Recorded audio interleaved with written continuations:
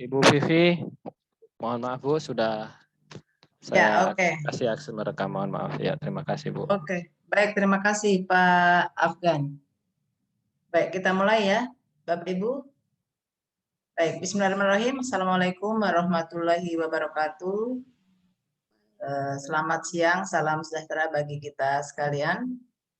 Alhamdulillah pada siang hari ini kita diberi kesehatan, kesempatan, dan kekuatan sehingga kita bisa berada di sini di dalam ruang kecil ini ya, untuk kita saling berbagi mengikuti pelatihan dasar calon CPNS Kabupaten Parigi ya,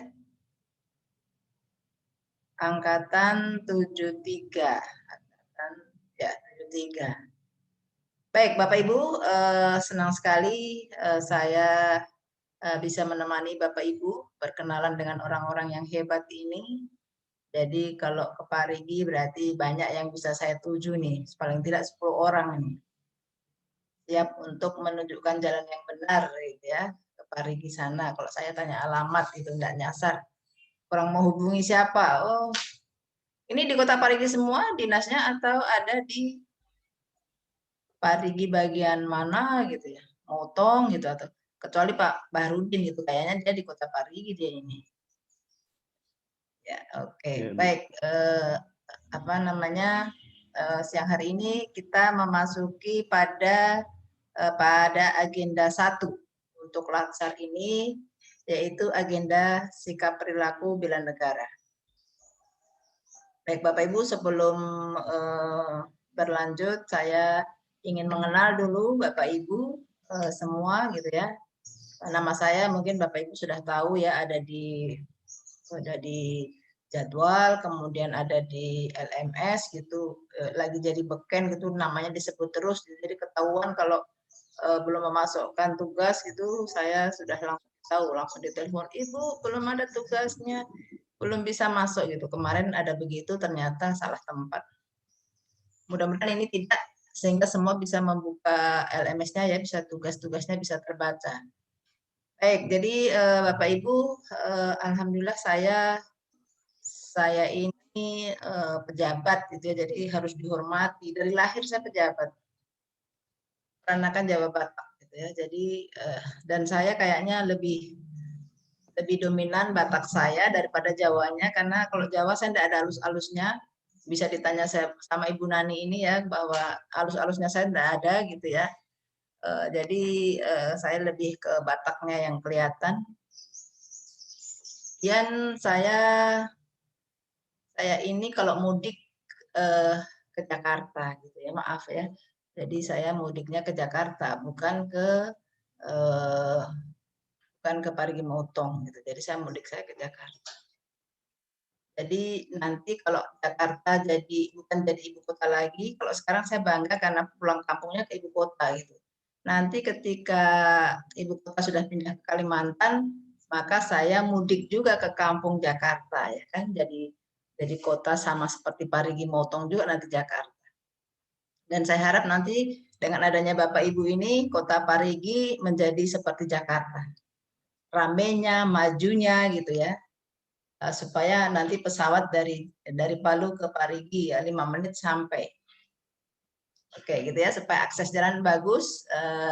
Tugasnya, oh bukan ya, Pak Bahrudin PUPR ya, Perumahan Rakyat ya. Iya Bu. Oh berarti bukan bikin jalan. Jalan lingkungan. Jalan lingkungan perumahan. Oke baik. Iya. Jadi saya menjadi pegawai itu tahun 86, Bapak Ibu belum, orang tuanya belum ketemu ya, apalagi lahir Bapak Ibu gitu. Jadi saya pegawai tahun 86. Jadi setuang anak saya, yang tidak lama lagi saya pensiun. Saya pengen pensiun 60 tahun saja. Saya tidak mau mengajar, pensiun 65 tahun. Kayaknya lebih enak bermain dengan kucing dan cucu gitu ya, daripada bikin-bikin ini bahan tayang, bikin ini gitu. Saya rasa cukup 60 saja saya tidak mau mengejar PU utama gitu ya. Saya ibu-ibu ini, nenek-nenek sudahlah gitu, di rumah saja, masih banyak yang muda yang menggantikan. Oke baik, jadi kira-kira itu yang bisa saya sedikit bagi gitu. Dan saya ingin yang lebih banyak adalah mendengar dari Bapak Ibu untuk memperkenalkan diri. Saya pengen tahu juga Bapak Ibu di samping tugasnya di mana, saya pengen tahu asalnya Bapak Ibu itu dari mana. Saya cuma pengen tahu gitu karena ada juga kan orang yang jauh-jauh dari mana, akhirnya tugasnya ke di mana sih yang paling jauh di Kota Parigi itu dari mana? Motong sana kemana masuk ke dalam, mungkin ada di situ ya. Dulu waktu zaman saya mengajar di Parigi untuk guru-guru daerah perbatasan itu ya, saya bilang luar biasa itu, jadi orang dari Jawa, dari mana banyak sekali. Bahkan kurang dari orang yang dari asli dari Parigi Motong. Baik, saya silakan untuk memperkenalkan diri. Yang pertama Pak Randy Prayono Timpo. Suaranya dibuka dulu, Pak. Suaranya buka dulu, Pak. Oke, Ibu. Assalamualaikum warahmatullahi wabarakatuh. Waalaikumsalam warahmatullahi wabarakatuh. Yang terhormat Ibu Vivi, perkenalkan nama saya Randy Prayono Timpo. Saya sarjana pendidikan, instansi saya di SMP Satap Negeri 2 Ambi Babo. Saya asalnya dari Luk Banggai dan diangkat di Parigi Motong, Bu, dari Kabupaten Banggai. Kabupaten Banggai, ibu kota Luk ya? Iya. Oke, baik. Satap, berapa muridnya Bapak, Pak? Sekitar 70, Ibu. Oh banyak ya, biasanya kan kalau satap gitu cuma 6, cuma berapa gitu ya. Oh ini banyak berarti, alhamdulillah. Banyak, Oke. alhamdulillah. Ya, mengajar apa Pak? Guru IPA, Ibu. IPA. Oh iya. Oke. Terima kasih Pak Randy. Ya, selanjutnya, ya oke. Selanjutnya Ibu Nimade Suwarniti. Dibuka dulu suaranya Ibu. Dibuka suaranya dulu. Selamat siang. Nama saya Nimade Suwarniti. Saya bidan di Puskesmas Mepanga, asal Kota Raya, bertugas di tempat asal. Oh, ini bagus, luar biasa ya, membangun kampung halaman. Ibu Nimade Suwarniti ya, bidan ya? Bidan. Ya, Bu. Oke, baik, terima kasih Ibu Suwarniti. Selanjutnya Pak Bahrudin Yusuf. Assalamualaikum warahmatullahi wabarakatuh. Nama saya Muhammad Bahrudin Yusuf. Saya bertugas di Dinas Perumahan dan Kawasan Permukiman Parigi, asal Parigi. Terima kasih. Asal Parigi. Ini juga membangun daerah ya. Oke, selamat Pak Bahrudin Yusuf. Selanjutnya Pak Dedi. Selamat siang Ibu dan teman-teman. Ya, siang. Ya. Nama saya Dedi Suryanto. Asalnya memang lahir di Kecamatan Turwe, Parigi Motong. Tempat tugas sebagai dokter gigi di RSUD Anun Taluko. Anun Taluko. Oke, wah ternyata banyak orang ini ya, orang asli daerah membangun daerahnya. Oke, selamat Pak Dedi. Selanjutnya Ibu Yohana. Ya, selamat siang teman-teman, selamat siang Ibu, salam kenal. Nama saya Yohana, saya bertugas di SD Impres 1 Margapura, Kecamatan Bolano Lambunu. Tapi saya kelahiran Desa Tinumbala, Kecamatan Ongkamalini. Guru apa Ibu Yohana? Guru SD Ibu. Guru kelas, guru agama, guru kelas. Kelas ya. Oke, kelas berapa? Kelas 6. Kelas 6. Oke. Berapa muridnya Ibu? Keseluruhan jumlah murid itu 126 Ibu. Kalau kelas 6? Kelas 6-nya itu 39. Oh, banyak ya? Iya. Oke, baik. Terima kasih Ibu Yohana. Selanjutnya Ibu Opi. Ibu Opi antara hilang dan tidak ya? Ya. Suaranya belum ada Ibu. Saya tidak dengar, tidak tahu yang lain. Saya tidak dengar. Yang lain dengar enggak ya? Tidak, Bu. Tidak ya? Iya, tidak, Bu. Saya takutnya kesalahan ada di telinga saya gitu ya. Ibu Opi belum keluar suaranya, Ibu? Tidak ada suaranya, Ibu? Pakai suara laptop saja mungkin? Assalamualaikum, Bu. Ya, tapi pelan ya, kasih keras, mungkin kasih keras. Ya, mohon maaf, Bu. Ya. Assalamualaikum, Bu. Perkenalkan, nama saya Upi Pradita.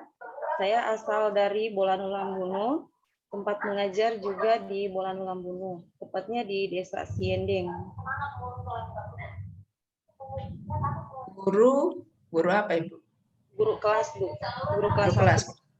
Guru kelas 1. Oke, guru kelas. Terima kasih Ibu Opi Pradita ya. Membangun daerah juga. Oke, selanjutnya Ibu Nirma Jayanti. Assalamualaikum warahmatullahi wabarakatuh. Waalaikumsalam. Perkenalkan Bu, nama saya Nirma Jayanti, tempat tugas di Puskesmas Ongka, Kecamatan Ongka Malino, asalnya dari Palu.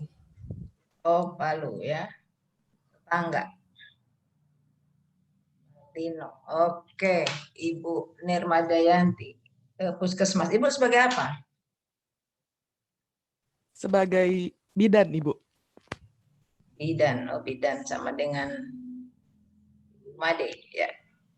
Oke, terima kasih Ibu Nirma Jayanti. Selanjutnya Ibu Selviana Kristiana Roero. Apa? Roero, betul atau apa? Atau Ruru? Ruru, Bu. Ruru. Oh, Ruru. Ya, baru kelihatan semuanya. Ya. Oke. Ya, selamat siang, Bu. Perkenalkan, nama saya Selviana Kristiana Ruru. Tempat tugas di SMP Satap Negeri 3 Ongka Malino. Dan asal saya dari Sulawesi Utara, dari Manado. Jauh-jauh dari Manado ya. SMP Satap Ongka Malino. Berapa muridnya, Ibu? Berapa muridnya?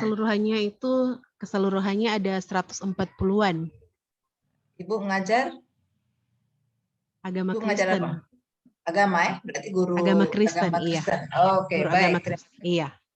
Oke, ini jauh-jauh kemari, mudah-mudahan hatinya juga ikut kemari, Bu ya. Jangan sampai hatinya tertinggal di Manado, nanti susah gitu. Jadi dibawa memang hatinya dari sekarang. Supaya Ibu jatuh cinta dengan Ongka ya, Ongka Malina. Supaya jatuh cinta di sana. Kebetulan Bu ya. Sudah menikah dengan orang Sulawesi Tengah. Orang Ongka atau bukan? Bukan. Orang Mepanga. Oh, Mepanga ya, yang jelas masih Parigi ya. Oke, yang penting berarti tidak kemana-mana. Oke, baik, terima kasih Ibu Selviana. Selanjutnya, Ibu Tiwi Etika Sari. Ya, selamat sore Ibu. Perkenalkan, nama saya Tiwi Etika Sari. Saya bertugas di SD Impres Lobugio, Kecamatan Moutong. Saya berasal dari Kecamatan Parigi Selatan. Terima kasih.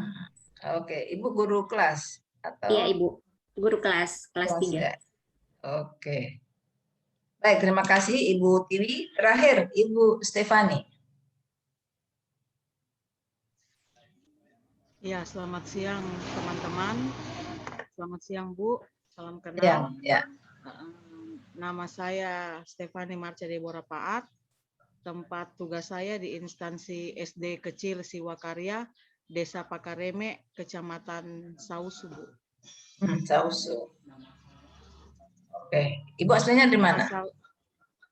Kalau asal saya, Bu, dari Toli-Toli. Toli-Toli. Tapi memang sudah menetap di Parigi. Iya, Bu. Saya kebetulan pindah kemari itu karena ikut suami saya. Suami saya ditugaskan di Parigi.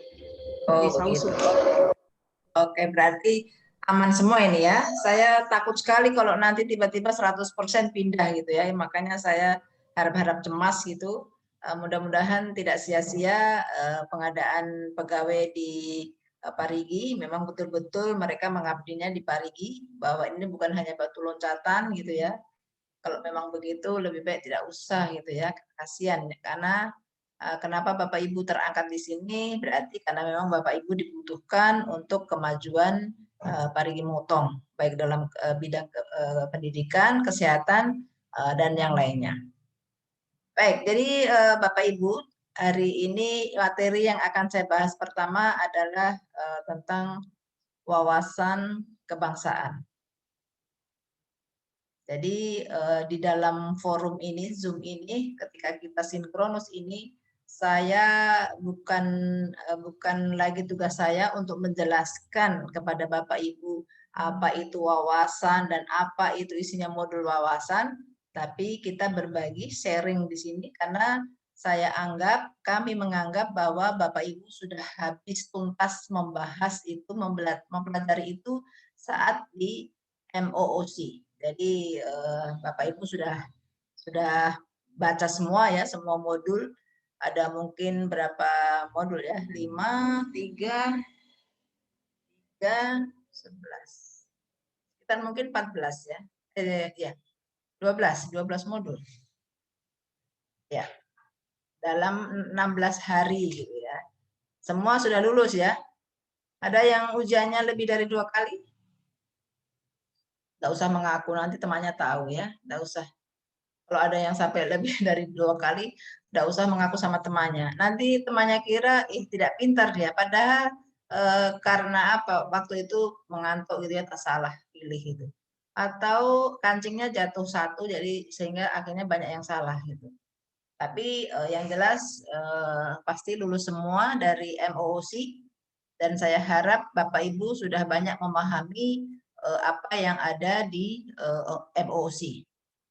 Oke, jadi saya ingin Bapak Ibu menyampaikan apa yang sudah Bapak Ibu dapat dari buku atau modul wawasan kebangsaan. Jadi daripada mau raise hand gitu ya, siapa tahu di sebelah ada orang, kalau raise hand kan malu gitu ya, jadi lebih saya tunjuk gitu. Kalau raise hand begini ada teman di sebelah kan tidak enak gitu. Jadi lebih baik saya tunjuk gitu. Karena ini siang-siang ya, jadi lebih baik saya tunjuk, yang lain kemudian nanti bergantian. Oke, jadi yang mendapat kehormatan pertama untuk menyampaikan apa yang sudah didapat dari modul wawasan kebangsaan yang di MOOC adalah Ibu Yohana. Silakan Ibu Yohana. Apa yang sudah didapat, apa yang Ibu pahami dari modul wawasan kebangsaan. Silakan. Ibu, terima kasih banyak untuk kesempatannya. Jadi menurut pemahaman saya, konsep dasar dari wawasan kebangsaan itu sendiri adalah konsep atau cara pandang dari suatu warga negara akan lingkungan dan diri di dalam kehidupan berbangsa dan bernegara. Itu menurut dari yang saya baca, Ibu. Oke. Yang saya tanya di sini bukan pengertiannya wawasan kebangsaan ya. Yang sudah didapat dari modul itu apa saja gitu. Bukan pengertiannya wawasan kebangsaan. Saya tidak menanyakan pengertiannya, tapi apa yang sudah didapat, apa pemahaman Bapak Ibu yang dari dalam buku itu, semacam rangkuman singkat yang Bapak Ibu dapat dari modul wawasan kebangsaan. Oke, silakan Ibu Yohana menambahkan.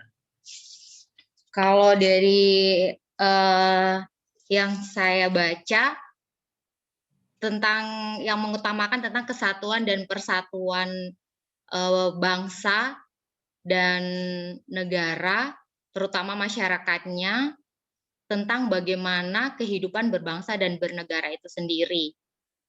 Mulai dari bela negaranya, seperti itu, Ibu. Ya, oke. Baik, terima kasih Ibu Yohana. Selanjutnya Ibu Stefani.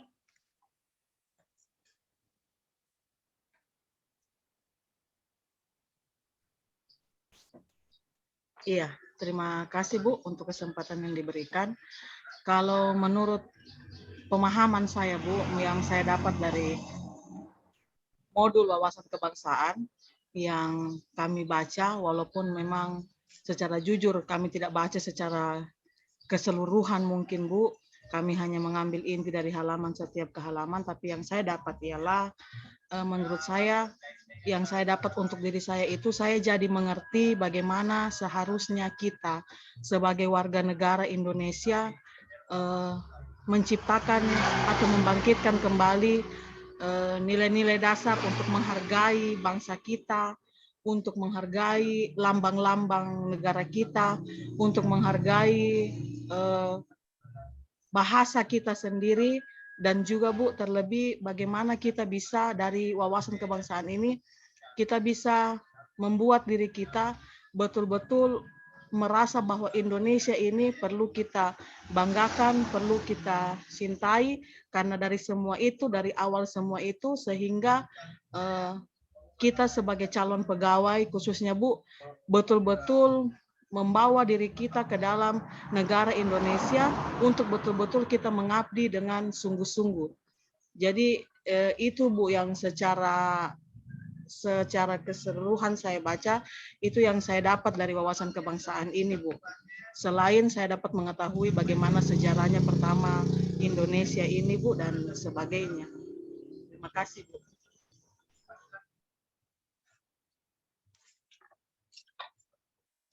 Oke, terima kasih Ibu Stefani. Selanjutnya Pak Muhammad Bahrudin Yusuf. Terima kasih. Menurut saya, kalau ditanya apa yang telah dilakukan untuk wawasan kebangsaan, untuk selama ini saya hidup satu.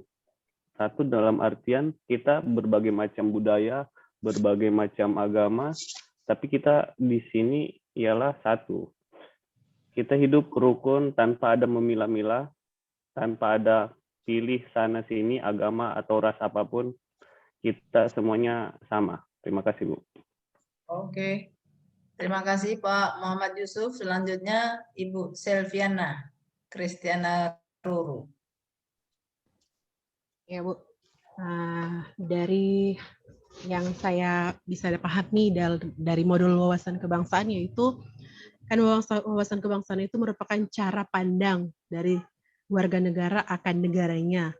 Nah, untuk memiliki cara pandang warga negara dengan negaranya, kita harus kembali memahami sejarah penting yang membangun negara ini, kemudian tentang dasar-dasar dari negara Indonesia khususnya, kemudian pemerintahan dari bangsa Indonesia harus kita pahami, sehingga kita memiliki cara pandang yang benar dan memiliki rasa kecintaan terhadap negara kita Indonesia.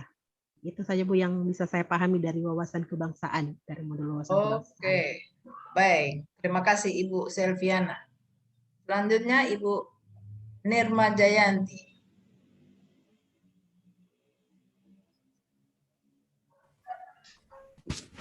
Baik Ibu, menurut pemahaman yang saya dapat yang dari modul wawasan kebangsaan itu tentang bagaimana semangat para pemuda-pemuda dulu untuk untuk memerdekakan Indonesia, dan di saat ini kita diingatkan kembali untuk apa yang pemuda-pemuda dulu perjuangkan harus kita perjuangkan sekarang tapi dengan kondisi yang berbeda. Kalau dulu kan untuk kemerdekaan, sekarang kita terapkan di kehidupan sehari-hari untuk menjadi calon ASN yang mencintai negaranya. Terima kasih, Ibu. Oke, baik. Terima kasih, Ibu Nirma Jayanti. Selanjutnya, Pak Dedi Suryanto.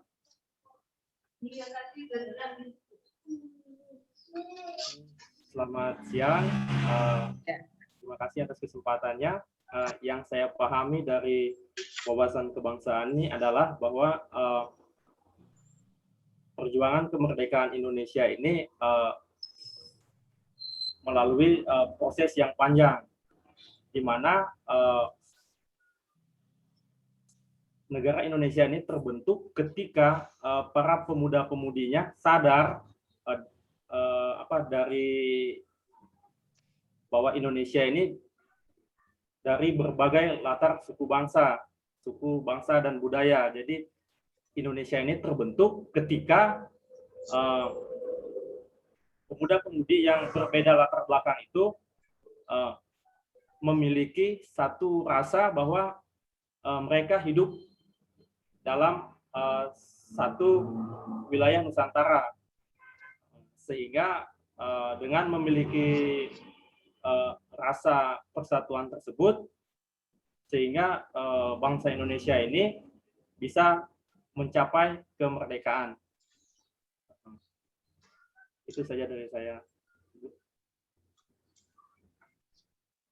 Ya, baik, terima kasih Pak Dedi Suryanto. Jadi sejarahnya ya Pak Dedi, sejarah dari kelahiran bangsa.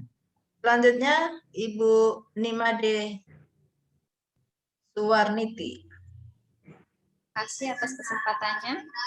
Yang saya dapat simpulkan yaitu diri kita adalah bagian dari negara yang memiliki hak dan kewajiban. Ya, terima kasih. Oke, Nimade Suwarniti, sederhana sekali. Oke, bukunya tebal sekali begitu, bayangkan cuma disimpulkan bahwa kita memiliki hak dan kewajiban. Itu susah loh, saya sendiri tidak bisa menyimpulkan cuma, oh ternyata isinya cuma ini gitu ya.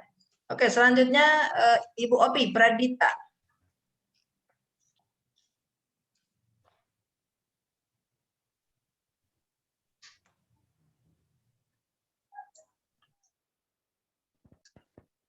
Suaranya mana? Saya tidak dengar. Yang lain dengar enggak ya? Tidak, Bu, tidak. Tidak, Bu, tidak. Silakan Ibu Opi.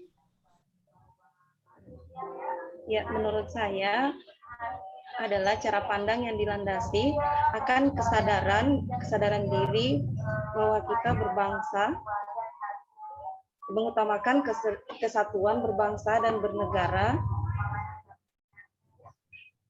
yang kita mengutamakan berbangsa dan bernegara karena mengutamakan negara karena kita bisa saya ulangi Bu. Menurut saya itu adalah cara pandang yang dilandasi akan kesadaran kita dalam berbangsa dan mengutamakan kepentingan negara. Mungkin begitu saja. Oke. Ibu background-nya memang banyak suara ya? Iya, di belakangnya Ibu. Lagi bersebelahan sama teman yang ikut Zoom juga, Bu. Oke. Oh, begitu. Pantas back sound-nya kentara sekali ya. Oke, baik. Terima kasih Ibu Opi Pradita. Selanjutnya Pak Randy. Oke, Assalamualaikum warahmatullahi wabarakatuh. Waalaikumsalam. Terima kasih atas kesempatan yang diberikan kepada saya. Saya sedikit menjelaskan tentang wawasan kebangsaan. Di sini berarti kita dituntut untuk akan kesadaran lingkungannya untuk mengutamakan kesatuan dan kesatuan Indonesia demi menciptakan yang namanya masyarakat yang aman, adil, dan sejahtera. Nah, di dalam wawasan kebangsaan ini kita juga sebagai peran ASN, sebagai penyelenggara pemerintah yang secara langsung bertanggung jawab untuk menjamin terselenggaranya roda pemerintahan dan memiliki tanggung jawab secara nasional.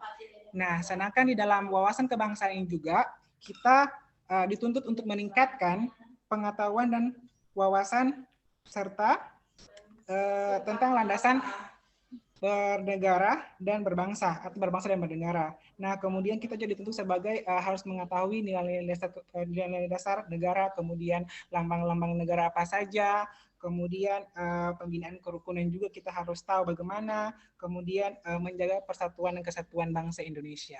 Terima kasih, Bu. Oke, baik, terima kasih Pak Randy. Ya, terakhir Ibu Tiwi Etikasari. Ya, dari materi ini kita bisa atau kita mampu memahami bagaimana kehidupan berbangsa itu sehingga kita mampu menerapkan itu dalam kehidupan sehari-hari, baik dari segi bagaimana penghormatan kita kepada lambang-lambang negara, bagaimana kita menjaga persatuan dan kesatuan, sehingga semuanya itu bisa kita terapkan dalam kehidupan kita. baik bermasyarakat. Terima kasih. Oke, baik, terima kasih gitu ya. Jadi silahkan 10 orang ini digabung pendapatnya gitu, nanti dibuat rangkuman gitu ya. Tidak, bukan begitu. Oke, baik. Jadi lumayan tebal ini bukunya gitu ya. Saya tidak mampu juga baca 1 hari gitu waktu itu. Tapi ya memang semalaman harus dibaca gitu. Jadi apa namanya? Mungkin kita namanya pelatihan mengharapkan bidai suaranya menjelaskan gitu ya panjang lebar. No, ya bukan zamannya lagi sekarang. Bapak Ibu sudah canggih, jadi Bapak Ibu disilahkan untuk mencari sumber referensi dari mana saja, terutama kalau yang kemarin adalah dari MOOC, kemudian mungkin ada video-video juga yang diberikan gitu ya, sehingga Bapak Ibu bisa dapat trofi-trofi gitu kan, dapat piala gitu, sehingga dapat poin dari situ, itu yang membuat nilainya Bapak Ibu. Jadi apa namanya, kami sebagai Widya Suara di sini tidak menjelaskan lagi, tapi hanya menggali seberapa pemahaman Bapak Ibu tentang materi-materi yang sudah disajikan di dalam MOOC. Jadi saya jadi teringat ketika saya pernah kuliah ya di Universitas Terbuka gitu. Universitas Terbuka sama seperti Bapak Ibu yang alami di MOOC gitu ya.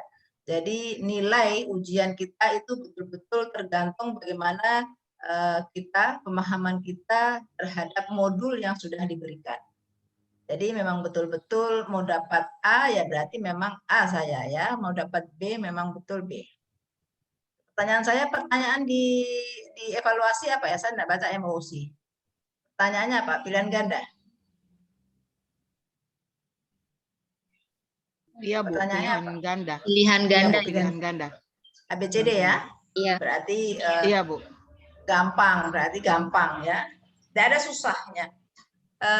Kalau sebagai guru, kalau soalnya ABCD itu soal gampang.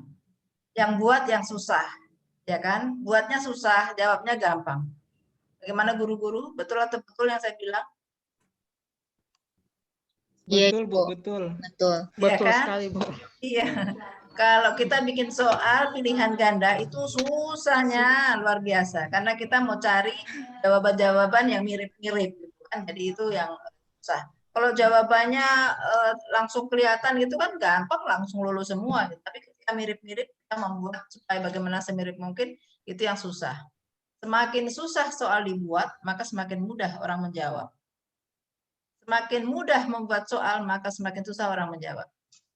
Jadi seperti soal saya tadi, silahkan pemahaman itu kan susah. Saya gampang saja gitu bikinnya kan, tapi jawabnya yang kurang kabur kan gitu. Jadi soal esai itu mudah dibuat, susah yang menjawab gitu ya. Tapi kita gurunya gampang saja bikin gitu kan. Coba jelaskan, waduh ngomongnya cuma jelaskan tentang apa, jawabannya 3 lembar. Tapi alhamdulillah bisa dipahami gitu ya. Jadi saya di Universitas Terbuka itu modul itu saya baca, 1 modul saya baca 3 kali. Pertama saya baca langsung habis gitu ya. Pokoknya 1 modul itu habis saya baca. Pertama saya baca saja, tidak ada yang masuk di otakku, tidak apa-apa, yang penting baca. Kemudian baca lebih pelan lagi yang kedua, yang ketiga saya lebih mulai ada saya garis bawahi, istilahnya saya catat ulang. Karena saya tukang lupa gitu ya, jadi saya membuat catatan-catatan. Saya suka sekali punya begini ini ya. Saya punya begini ini saya suka sekali. Jadi saya tulis-tulis begini. Ini kertas tidak terpakai, saya manfaatkan ulang. Jadi saya suka mencatat itu. Apa hal-hal yang saya tidak pahami yang mungkin akan lupa saya catat. Jadi itu kalau sampai terlewat, aduh lupa saya tidak tulis itu ya sudah. Apalagi sudah tua begini lupa. Jadi waktu saya di Universitas Terbuka itu yang saya lakukan. Jadi saya 3 kali baca. Dan soalnya di Universitas Terbuka itu susah. Susahnya apa? Ada ABCD, ada benar salah BS, ya. Kemudian ada jawab ketika 1 dan 2 benar maka B. Ketika 1 dan 3 benar maka A, gitu ya misalnya begitu ya. Semua benar D, C, semua benar, semua salah D, gitu. Jadi kita harus tahu ini betul semua tidak ini satu pernyataan-pernyataan itu, gitu. Itu kemudian satu lagi itu dalam satu mata pelatihan soalnya begitu. Kemudian yang satu lagi adalah Ada dua pernyataan. Ketika ada hubungan sebab akibat, maka jawabannya apa? A. Ketika tidak ada, maka B, gitu ya. Ketika yang hanya pernyataan benar, ininya, pokoknya gitu, rumit, gitu, lumayan gitu ya.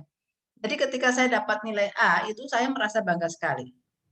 Jadi Bapak Ibu, ketika Bapak Ibu di sini MOOC lulus nilainya C, itu luar biasa. Jadi bagi saya ya, ibu-ibu lulus C saja, nilai maksudnya di ranking yang C gitu ya, itu saya rasa luar biasa. Karena Bapak Ibu begitu banyaknya melahap soal-soal ya, buku yang tebal-tebal, kemudian diujikan itu dengan hanya 16 hari ya, MOOC 16 hari. Itu luar biasa. Apalagi kalau Bapak Ibu bisa dapat nilai A. Itu ya. Jadi itu salut saya ketika Bapak Ibu sudah lulus di sini, berarti memang Bapak Ibu orang-orang yang luar biasa bisa sampai di sini. Itu. Baik, jadi itu untuk bagaimana kita belajar dalam pelatihan yang sekarang ini. Ini pelatihan dalam keadaan darurat namanya, sehingga kita semua distance learning, kita tidak akan ketemu secara fisik ya, karena ada pandemi ini. Oke, baik. Jadi saya hanya menyambungkan lagi tadi. Jadi saya suka diawali dari pernyataan Pak Dedi ya, Dr. Dedi. Pak Dedi ini ada made-madenya tidak ini? Tidak. Tidak, Dok. Tidak, Dok. Tidak, Ibu ya. Saya namanya Jawa, sukunya Bali, Kristen. Jadi agak susah memang kalau. Oh iya, sama seperti saya Pak, susah juga. Anak saya juga saya susah. Anak saya ini orang mana gitu. Dia tanya suku enggak tahu saya. Saya peranakan Jawa Batak, bapaknya Padang kelahiran Palu. Jadi anak saya dia bilang, saya suku apa? Enggak ada suku, pokoknya Indonesia saja gitu ya. Enggak jelas soalnya ya. Oke, jadi saya namanya nama Jawa, saya kira ada madi-madinya, enggak ya? Oke, baik Pak Dedi. Jadi saya mengawali dari pernyataan Pak Dedi tadi, yaitu sejarah bagaimana kesadaran berbangsa dan bernegara. Menurut Bapak Ibu, kapan sih kesadaran berbangsa dan bernegara di Indonesia ini timbul? Kesadaran berbangsa dan bernegara. Ternyata kita ini satu gitu, dari yang orang Maluku, yang orang Jawa, yang orang Aceh, yang orang Irian, orang Manado gitu. Ternyata kita ini satu. Kapan itu? Rasa itu tumbuh itu kapan? Rasa itu tumbuh kapan? Oke, boleh dibuka mic-nya ya, jangan ditutup terus, nanti saya ngomong sendiri. Nanti perlu dokter jiwa lagi saya ya. Oke. Kalau kapan? Perjuangan, Bu, saat perjuangan. Ya. Ya. Ya, oke. Ya, hampir sama silakan. pada saat perjuangan untuk kemerdekaan Indonesia. Pada saat itu kesadaran itu muncul seperti itu, Bu. Pada saat semua warga Indonesia memperjuangkan kemerdekaan Indonesia dari penjajahan Belanda dan Jepang pada saat itu. Oke, baik Ibu Yohana. Kalau Ibu Stefani? Ya Bu, sama. Saat berjuang melawan penjajah, rasa kesatuan itu muncul. Bahwa pemuda-pemuda saat itu merasa bahwa ketika kita bersatu, kita kuat. Itu Bu. Terima kasih Bu. Kalau Pak Dedi yang bikin pernyataan ini. Jadi penyebabnya nih Pak Dedi ini, sehingga muncul pertanyaan itu. Nah, Pak Dedi, kapan itu rasa kebangsaan itu muncul? Yang pertama ketika rakyat Indonesia yang merasa terjajah itu merasa senasib dan sepenanggungan, sejalan dengan mulai ada anak-anak muda Indonesia yang mengikuti pendidikan. Jadi sudah ada anak-anak muda yang mengikuti pendidikan di dalam maupun di luar negeri, sehingga ya itu saya sih Bu, merasa senasib sepenanggungan sebagai bangsa yang terjajah dengan mulai ada pemuda-pemudi yang mengikuti pendidikan. Terima kasih. Baik, terima kasih. Ada lagi? Ada yang raise hand? Ada yang raise hand? Harusnya ada ya. Oke. Ada waktunya enggak itu rasa kebangsaan itu? Kapan sih gitu? Kapan itu maksud saya ada tanggal, ada tahun gitu ya. Ada enggak, Pak? Tahun berapa misalnya? Ya. Waktu berdirinya Budi Utomo. Budi Utomo. Ya. Budi Utomo itu kapan tumbuhnya? 20 Mei. 20 Mei tahun? 20 Mei 1908. 1908. Oke. Itu adalah mulai bibit tumbuhnya rasa kebangsaan bahwa kita satu gitu ternyata gitu ya. Itu adalah awalnya. Kemudian puncaknya adalah kapan? Puncaknya rasa menggelora kita sebagai satu bangsa itu kapan? Kapan? Waktu Sumpah Pemuda. Iya, Sumpah Pemuda. Disitulah ya. Oke, pemuda-pemuda bersumpah bahwa kita berbangsa satu, bangsa Indonesia.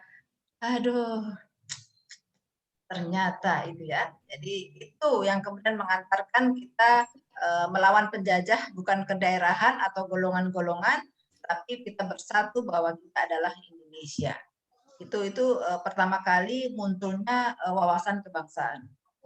Sehingga kemudian kita berkembang, akhirnya sampai sekarang itu yang selalu, yang katanya sekarang sudah mulai memudar rasa wawasan kebangsaan kita gitu ya. Itu sekarang mari kita tumbuhkan bagaimana kita ya, kesatuan kita jaga sehingga kita bisa membela negara gitu tadi Ibu Yohana. Kemudian bagaimana Pak Bahrudin Yusuf tadi mengatakan bahwa kita berbeda-beda tetapi ternyata tetap satu gitu ya. Jadi mari kita tegakkan itu gitu. Ketika kita sudah merasa satu, merasa kita mencintai bangsa ini, maka kita bisa membela. Siapa Indonesia? Di mana Indonesia? Kemudian ada juga tadi yang Pak Randy mengatakan ada landasan berbangsa dan bernegara. Apa landasan kehidupan berbangsa dan bernegara di Indonesia? Apa landasan berbangsa dan bernegara Indonesia?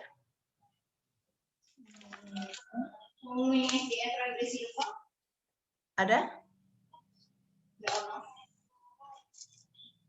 Apa landasan kehidupan berbangsa dan bernegara? Halo? Pancasila. UUD 1945, Ibu. Pancasila. Pancasila. Tunggal Ika. Undang-Undang Tunggal Ika. Undang-Undang 1945. NKRI, Bu, NKRI. NKRI, ya, itu adalah konsensus ya. Jadi itu konsensus yang menjadi landasan kehidupan berbangsa dan bernegara.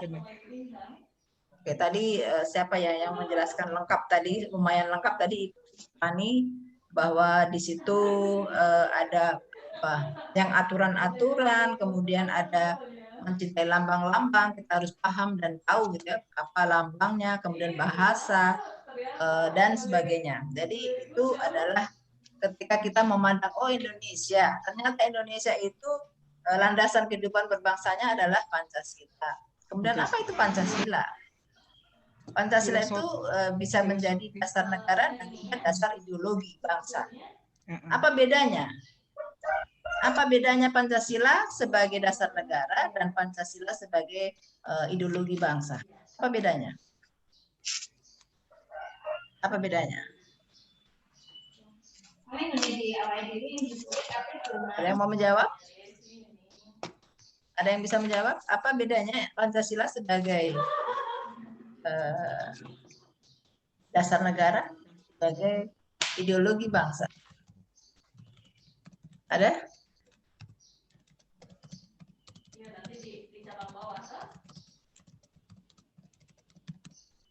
Kalau sebagai dasar negara apa? Sebagai dasar negara. Ya, silakan Pak Edi. Ya, dasar dari segala sumber hukum. Ya, itu sebagai dasar negara. Kalau ideologi? Pandangan hidup bagi setiap warga negaranya. Maksudnya pandangan hidup itu begitu dipandang dia hidup. Bukan ya? Bukan perjuangan hidup juga, pandangan hidup. Pandangan hidup. Oke, jadi dasar negara berarti adalah penyelenggaraan negara itu didasarkan pada Pancasila. Kalau ideologi adalah bagaimana manusia Indonesia, warga bangsa Indonesia itu bersikap, berperilaku itu berlandaskan kepada Pancasila. Itu ya. Jadi kalau ideologi adalah mengatur bagaimana kita bertingkah laku, tapi kalau dasar negara bagaimana menyelenggarakan negara, dalam penyelenggaraan negara itu berdasarkan pada Pancasila. Begitu kira-kira. Ya, jadi ini sedikit mereview gitu. Kemudian Undang-Undang Dasar. Kenapa ketika kita berbicara Undang-Undang Dasar harus ada selalu 1945-nya? Mengapa? Mengapa? Kenapa harus selalu? Kenapa tidak Undang-Undang Dasar Negara Republik Indonesia? Gitu ya? Tapi harus selalu diikuti dengan tahun 1945. Kenapa? Kita tidak diberi timer ya, Ibu Yohana?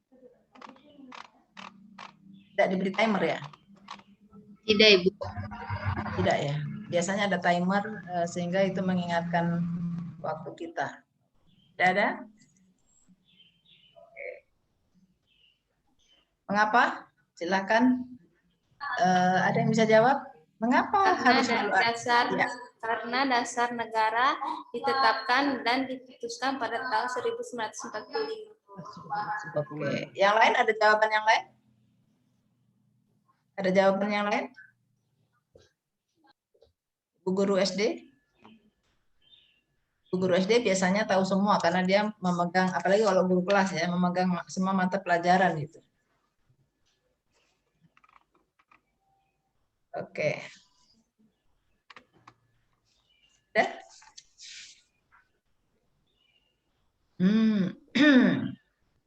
Halo, sudah bangun semua? Sahur. Semua buka kita ini ya. Oke. Baik, Pak Randy ya. Jadi kenapa sampai selalu harus mengikuti kata 1945 gitu ya? Karena dalam sejarahnya kehidupan kita berbangsa bernegara ini, kita pernah memberlakukan undang-undang selain Undang-Undang Dasar 1945. Pertama ketika kita merdeka itu kita menggunakan Undang-Undang Dasar 1945. Tapi kemudian kita menggunakan juga Undang-Undang Dasar Republik Indonesia Serikat. Kemudian ada Undang-Undang Dasar Sementara UUDS tahun 1950. Kemudian dengan adanya dekret presiden, maka kita memberlakukan lagi, kita kembali ke Undang-Undang Dasar 1945 sampai sekarang. Itu ya. Jadi kapan itu dekret presiden? Ada yang masih ingat tidak ini? Dekret presiden. Ada ingat dekret presiden? Kapan? Ada? Dekret Presiden 5 Juli 1959. Ya, alhamdulillah masih ada yang ingat ya. Oke. Aduh, terima kasih banyak sudah ada yang ingat. Oke, jadi itu kira-kira gambaran bangsa gitu ya. NKRI harga mati itu bukan hanya bentuk negaranya yang harga mati kesatuan gitu ya, tapi juga kesatuan wilayah. Semua yang ada gitu ya, itu dari Sabang sampai Merauke, dari Pulau Roti sampai Pulau Rote, Pulau Rote, dari Pulau Miangas sampai Pulau Rote gitu, itu kesatuan wilayah, kesatuan bahasa, sehingga ketika ada apa yang ini OPM ya, OPM, organisasi Papua Merdeka itu makanya tidak diizinkan untuk mereka memisahkan diri dari Indonesia. Kemudian ada juga pemberontakan yang RMS itu tidak bisa. Karena kita memang sudah harga mati bahwa mereka tidak bisa keluar dari Indonesia karena itu sudah menjadi konsensus tadi bahwa NKRI harga mati. Oke, jadi kalau saya tanya lebih lanjut, dasarnya apa itu NKRI harga mati? Pasti Bapak Ibu nggak tahu ya kan? Ya kan, apa dasarnya itu sampai NKRI harga mati? Ada di mana itu? Di mana itu Pak, Bapak Ibu? Disebutkan bahwa NKRI harga mati.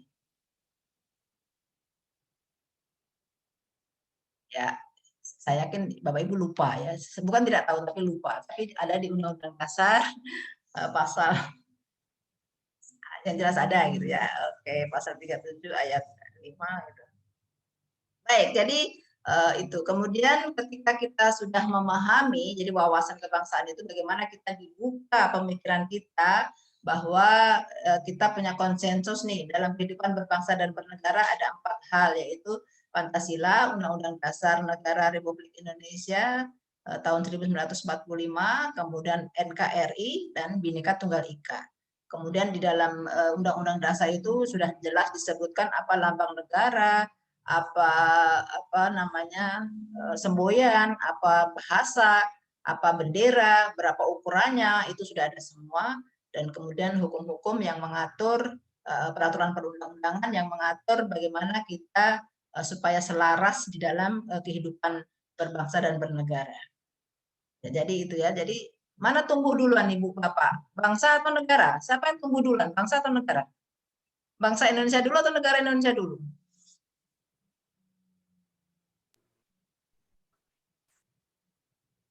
Mana duluan? Bangsa dulu atau negara dulu? Bangsa dulu, Bu. Ya, bangsa dulu ya. Bangsa dulu tumbuh, baru negara. Negara. Ya, setelah bangsa baru tumbuh negara. Jadi itu ya. Jadi ketika kita paham itu, kemudian kita tahu wilayah Indonesia, kita tahu berapa jumlah penduduk Indonesia, kita tahu ada berapa rumah adat, berapa budaya, berapa bahasa yang ada di Indonesia. Kemudian kita juga diberi pemahaman di sini bahwa di samping segala kekayaan yang dimiliki oleh Indonesia, ternyata banyak sekali juga ancaman, tantangan, hambatan gitu ya, dan gangguan yang ada di Indonesia gitu. Sehingga kemudian kita sebagai bentuk dari pembelaan negara kita adalah tadi ya, kita memiliki hak dan kewajiban untuk membela negara Indonesia. Jadi membela Indonesia karena kita dalam kondisi perang, maka itu adalah bagaimana kita bekerja dengan baik di dalam sesuai dengan tugas pokok dan fungsi kita masing-masing. Itu adalah bentuk rasa cinta kita bela negara kita kepada Indonesia. Oke, sekarang pertanyaan saya selanjutnya. Kapan kira-kira rasa nasionalisme, rasa saya sebagai satu bangsa itu muncul? Kapan itu? Kapan? Ketika apa? Gitu, bahwa saya akhirnya merasa ini Indonesia, gitu, bahwa ini saya bangga menjadi Indonesia, saya akan bela ini negara Indonesia dengan dengan seluruh daya dan kekuatan saya. Itu kapan rasa itu muncul dari pribadi Bapak Ibu? Kapan rasa itu muncul? Biasanya ketika yang begitu itu nanti goosebump itu goosebump apa namanya, merinding gitu ya, merinding gitu. Kita ketika rasa itu muncul itu rasanya merinding gitu. Kapan itu muncul? Ya, silakan Ibu Yohana. Kalau saya secara pribadi Ibu, ketika waktu ini kan secara pribadi ya Bu, pengalaman pribadi. Ya, pada saat kemarin terjadi gempa, sebenarnya mencintai Indonesia itu sudah lama, sangat lama sekali. Sejak saya dilahirkan, karena saya dilahirkan di Indonesia, tentunya saya sudah sangat mencintai negara saya ini. Tetapi ketika itu kan wawasan saya belum berkembang, saya belum bertemu banyak orang. Nah, pada saat gempa bumi itu, kebetulan 2018. Kemudian saya dipercaya untuk bisa bergabung di organisasi Wahana Visi Indonesia. Di dalam situ yang tergabung itu bukan hanya dari orang-orang Indonesia saja, tetapi ada orang dari luar negeri. Mereka begitu juga mencintai Indonesia sampai mereka datang ke Indonesia bela-belain untuk membantu masyarakat yang ada di Kota Palu. Masyarakat Kota Palu kan juga bagian dari warga Indonesia. Di situ saya mulai, benar-benar kenapa orang lain dari negara lain bisa mencintai negara saya, tetapi kenapa saya tidak, seperti itu. Mungkin kesadaran saya muncul pada saat itu melihat begitu orang lain antusias membantu kita, kenapa dari kita sendiri tidak. Dari situ saya mulai menyadari bahwa Indonesia itu butuh kami, kayak begitu. Indonesia itu butuh kami, pemuda-pemudi Indonesia yang memang mau berjuang. Kemarin waktu berkorban.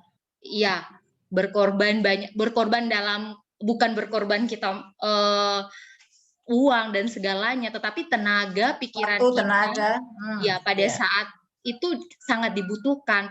Apalagi pada saat gempa itu memang betul-betul kami juga harus mengorbankan waktu yang sangat banyak untuk menolong penyintas-penyintas itu. Bahkan di situ saya mulai betul-betul mencintai bahwa harus kita yang berjuang duluan agar negara lain lihat bahwa warga Indonesia pun bisa lebih mencintai dibanding mereka. Pada saat itu saya, Bu, jujur ini.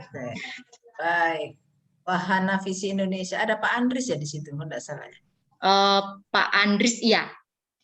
Andris Kuswinanto. Tapi tidak satu divisi dengan saya, Ibu. Ya, dia kalau tidak salah dari Wahana Visi juga.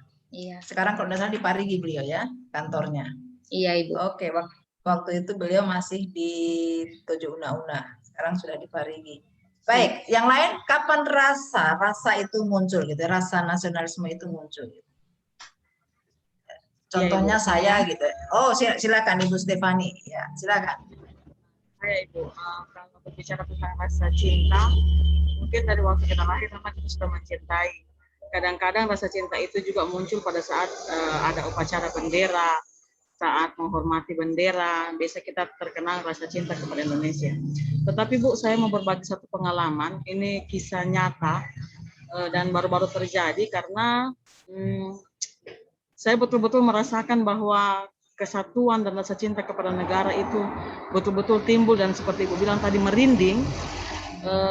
Saya tinggal Bu sekarang dekat dengan sekolah. Sekolah saya itu merupakan daerah yang kalau orang di Parigi bilang itu daerah X, tempat sekolah kami itu. Karena itu di Desa Pakareme, Kecamatan Sausu, 12 km dari Desa Auma, dari Jalan Poros, tidak ada jaringan, dan sekolah itu adalah salah satu tempat saya tinggal itu adalah tempat pelarian, diduga adalah tempat pelarian dari kelompok terorisme yang dikejar dari Desa Salubanga. Jadi Bu, waktu kejadian baru-baru di tempat saya tinggal itu ada 3 suku besar, ada suku Toraja, ada suku Bugis, dan ada suku Bali. Di situ saya betul-betul melihat bagaimana 3 suku ini kerjasama dengan aparat, saling bahu-membahu untuk betul-betul mengamankan kampung kami atau desa kami. Dan kami bersyukur walaupun keadaan selalu mencekam, bahkan sampai sekarang kami harus selalu diperlihatkan dengan drone yang berterbangan untuk melacak, bahkan kami tidak bisa keluar dari kampung 1 kilometer, tidak boleh lagi meninggalkan lokasi kampung. Jadi betul-betul itu menimbulkan rasa kesatuan. Karena saya pindah ke tempat itu Bu, saya mengikuti suami saya yang ditempatkan di situ sebagai seorang pendeta jemaat. Jadi ketika datang ke situ betul-betul suasana yang akrab terjalin di antara ketiga suku itu, bahwa bagaimana di dalam di situ kesatuan itu saya rasakan sekali Bu, bahwa jangan sampai pecah, jangan sampai gampang terprovokasi. Dan kami bersyukur Desa Pakareme kami itu sekarang kemarin dikukuhkan sebagai desa tangguh, tapi bukan desa tangguh karena teroris, tapi desa tangguh karena kami bebas dari COVID-19. Terima kasih Bu. Baik, terima kasih Ibu Stefani ya. Oke, yang lain bagaimana rasa nasionalisme tumbuh? Rasa bangga menjadi Indonesia. Saya Ibu. Oke, Pak Randy silakan. Oke, terima kasih. Sebenarnya begini kan, kalau rasa nasionalisme itu kan tumbuh pada saat kita belajar yang namanya sejarah Indonesia di bangku sekolah dasar. Nah, tetapi ketika saya cinta Indonesia itu tumbuh pada saat saya ditunjuk menjadi salah satu mahasiswa yang ikut menjadi pengajar di pedalaman di Ampana, itu di Wakai Island, tetapi bagian pedalaman itu sangat jauh sekali jarak tempuhnya, itu pun harus menggunakan yang namanya pakai itu pelindung kaki melewati hutan-hutan. Nah, tetapi dari situ saya belajar bahwa mencintai anak Indonesia itu sangat-sangat luar biasa untuk saya. Nah, jadi bagaimana saya di situ sebagai pentingnya menjadi seorang guru, ya ini menjadi sebuah pahala yang luar biasa, karena saya tidak mengharapkan siswa untuk saya untuk jadi pintar, tetapi saya mengharapkan mereka ketika saya nanti masuk di neraka, ada tangan dari mereka yang menarik saya ke surganya Allah. Sebenarnya itu ya tujuan untuk saya sih sebenarnya. Luar Tetapi terima kasih untuk Ibu Yohana juga sudah menjadi relawan buat saya karena saya sempat menjadi korban likuifaksi di Petobo lalu, rumah saya juga hilang. Terima kasih untuk Ibu Yohana telah menjadi relawan untuk kami. Ya, terima kasih sama-sama Pak. Aduh, luar biasa ya pengalaman itu tak akan terlupakan. Di situ bagaimana kita persaudaraan kita ya harus dan betul-betul terbangun ketika itu. Kita berbagi makanan, berbagi tempat untuk pengungsian itu ya bersempit-sempit dan sebagainya itu. Mari kita lupakan sejenak itu, saya menangis nanti ya kalau ingat itu gitu. Kemudian oke, jadi itu merupakan shock terapi bagi kita, bagaimana kita menjalin persaudaraan, bagaimana kita bersatu sebagai bangsa di situ ya. Orang dari mana saja datang ke sini untuk membantu gitu kan saat itu gitu ya. Oke, jadi kira-kira itu. Jadi rasa kebangsaan itu muncul bisa dari bencana, bisa dari hal-hal yang menyenangkan. Misalnya kalau sekarang gitu, yang menyenangkan bagi saya, ketika saya mendengarkan Alibata, Bapak tahu Alibata? Yang pemain gitar, aduh pengalamannya kurang nih kalau nggak pernah dengar petikan gitarnya Alibata. Nanti silahkan cari di YouTube, kemudian dicari dia mengcover banyak lagu, kemudian ada komentar-komentar dari gitaris-gitaris internasional gitu ya. Nggak ada yang tahu nih 10 orang Alibata ini. Tidak ada, Pak Bahrudin? Pak Bahrudin tahu? Hah? Tahu Bu. Oh, tahu, saya kira Bapak mukanya rocker gitu, masa nggak tahu Alibata? Nggak tahu Bu. Kalau Pak Dedi nggak tahu wajar ya, karena dia serius sekali lihat giginya orang gitu, dia nggak lihat gitarnya orang. Itu, jadi nanti silahkan cari di YouTube siapa itu Alibata. Jadi kalau dia tidak membuat Bapak Ibu bangga dengan Indonesia, itu berarti Bapak Ibu sungguh terlalu gitu ya. Kemudian ada lagi, siapa yang kenal dengan Emanuela Santoso? Ya kan? Oh, enggak ada yang tahu juga. Dia menang di Jerman. Orang Indonesia yang menang jadi penyanyi ya di sana, idolnya di Jerman, dia juara. Emanuela Santoso, orang Cirebon. So, itu gunanya anak muda sekarang adalah searching, berselancar gitu ya di YouTube gitu. Cari-cari apa nih gitu. Kemudian ada juga banyak sekali Edelweiss gitu ya, yang suaranya luar biasa. Itu kalau Ibu dengar bagaimana pendapatnya orang-orang itu, aduh kita merinding, suaranya juga bikin merinding, kemudian komentar-komentarnya orang luar itu juga membuat kita bangga. Searching yang begitu-begitu. Kemudian bagaimana orang luar mengapresiasi Yudika gitu. Jadi kalau Bapak Ibu tidak suka dengan Yudika, sungguh luar biasa gitu. Agnes Mo luar biasa, kemudian Yudika gitu ya, itu ketika mereka mengcover satu lagu misalnya dengan nada-nada yang mereka dapat itu yang bagus sekali gitu, itu komentar orang-orang hebat di dunia itu buat kita rasanya merinding, bangga sekali jadi orang Indonesia. Cuma yang membuat kita kadang-kadang hancur sedih adalah ketika mendengar korupsi gitu ya, bahwa katanya Indonesia berketuhanan yang Maha Esa, tapi kenapa kita negara terkorup, itu yang bikin sedih. Atau ketika ke luar negeri kita ini selalu dicurigai gitu ya. Jadi kalau contoh di yang dekat lah di Singapura gitu ya. Makanya saya itu malas sekali ke Singapura. Karena apa? Perlakuan atau image gitu ya orang Singapura tentang Indonesia itu jelas-jelas orang yang tidak teratur lah gitu, tidak disiplin gitu ya. Jadi kalau ada puntung rokok itu di jalan gitu, tidak dibuang pada tempatnya, itu yang mungut orang Singapura sambil bicara Indonesian gitu, ditunjukkan pada kita gitu, Indonesian gitu. Jadi orang Indonesia ini yang buang. Dia dalam hatiku memang betul gudang garam gitu ya kan. Jadi orang Indonesia. Jadi kebetulan teman saya buang itu jangan lupa bukan dibuang di situ Pak, biar saja. Aduh itu yang kesel gitu, keselnya luar biasa. Malu kita.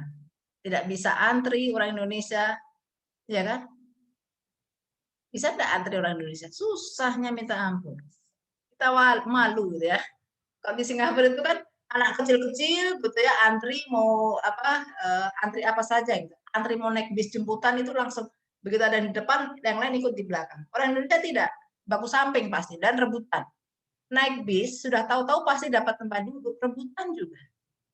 Saya heran, kenapa sih kalau tidak sabar yang naik sudah satu-satu gitu. Tidak, ini memang baku rujuk gitu. Mau cari tempat duduk yang bagaimana kah? Sama saja.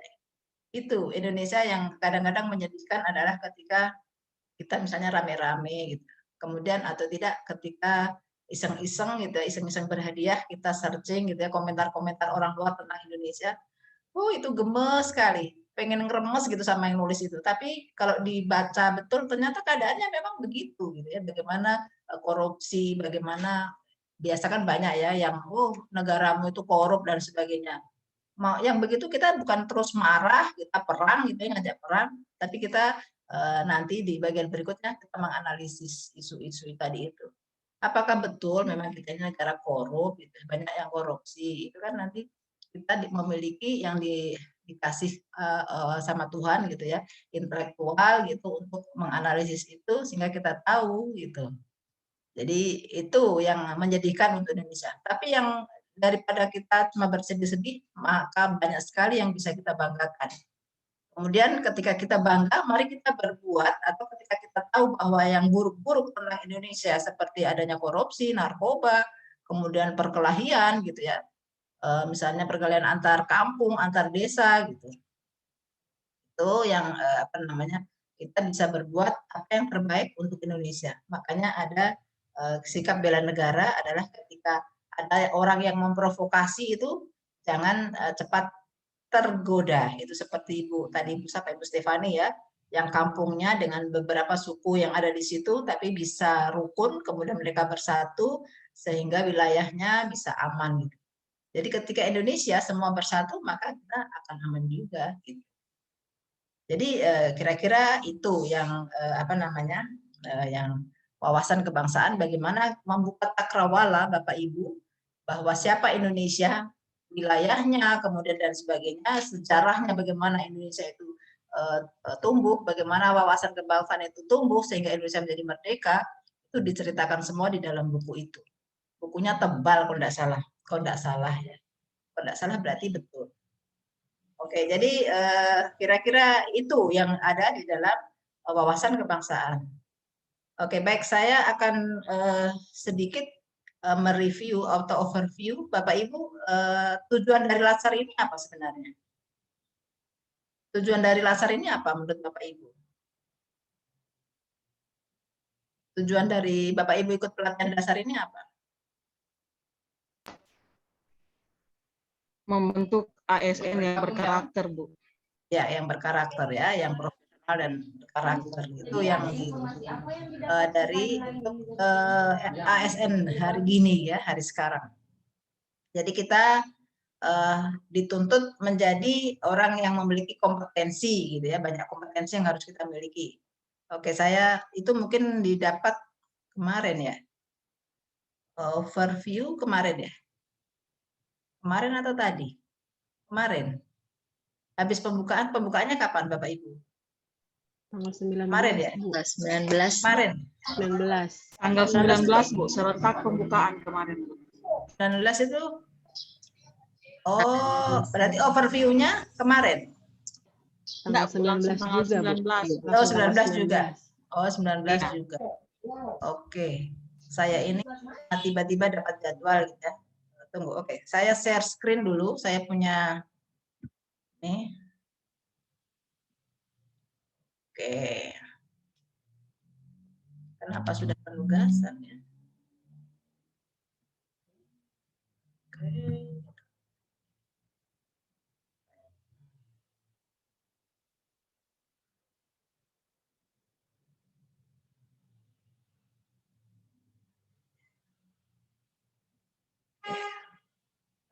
Semua sudah saya jelaskan tadi sebenarnya. Ini dasar hukum untuk Bapak Ibu, dasar hukum atas pelaksanaan pelatihan dasar ASN itu adanya Undang-Undang Nomor 5 Tahun 2014 tentang ASN.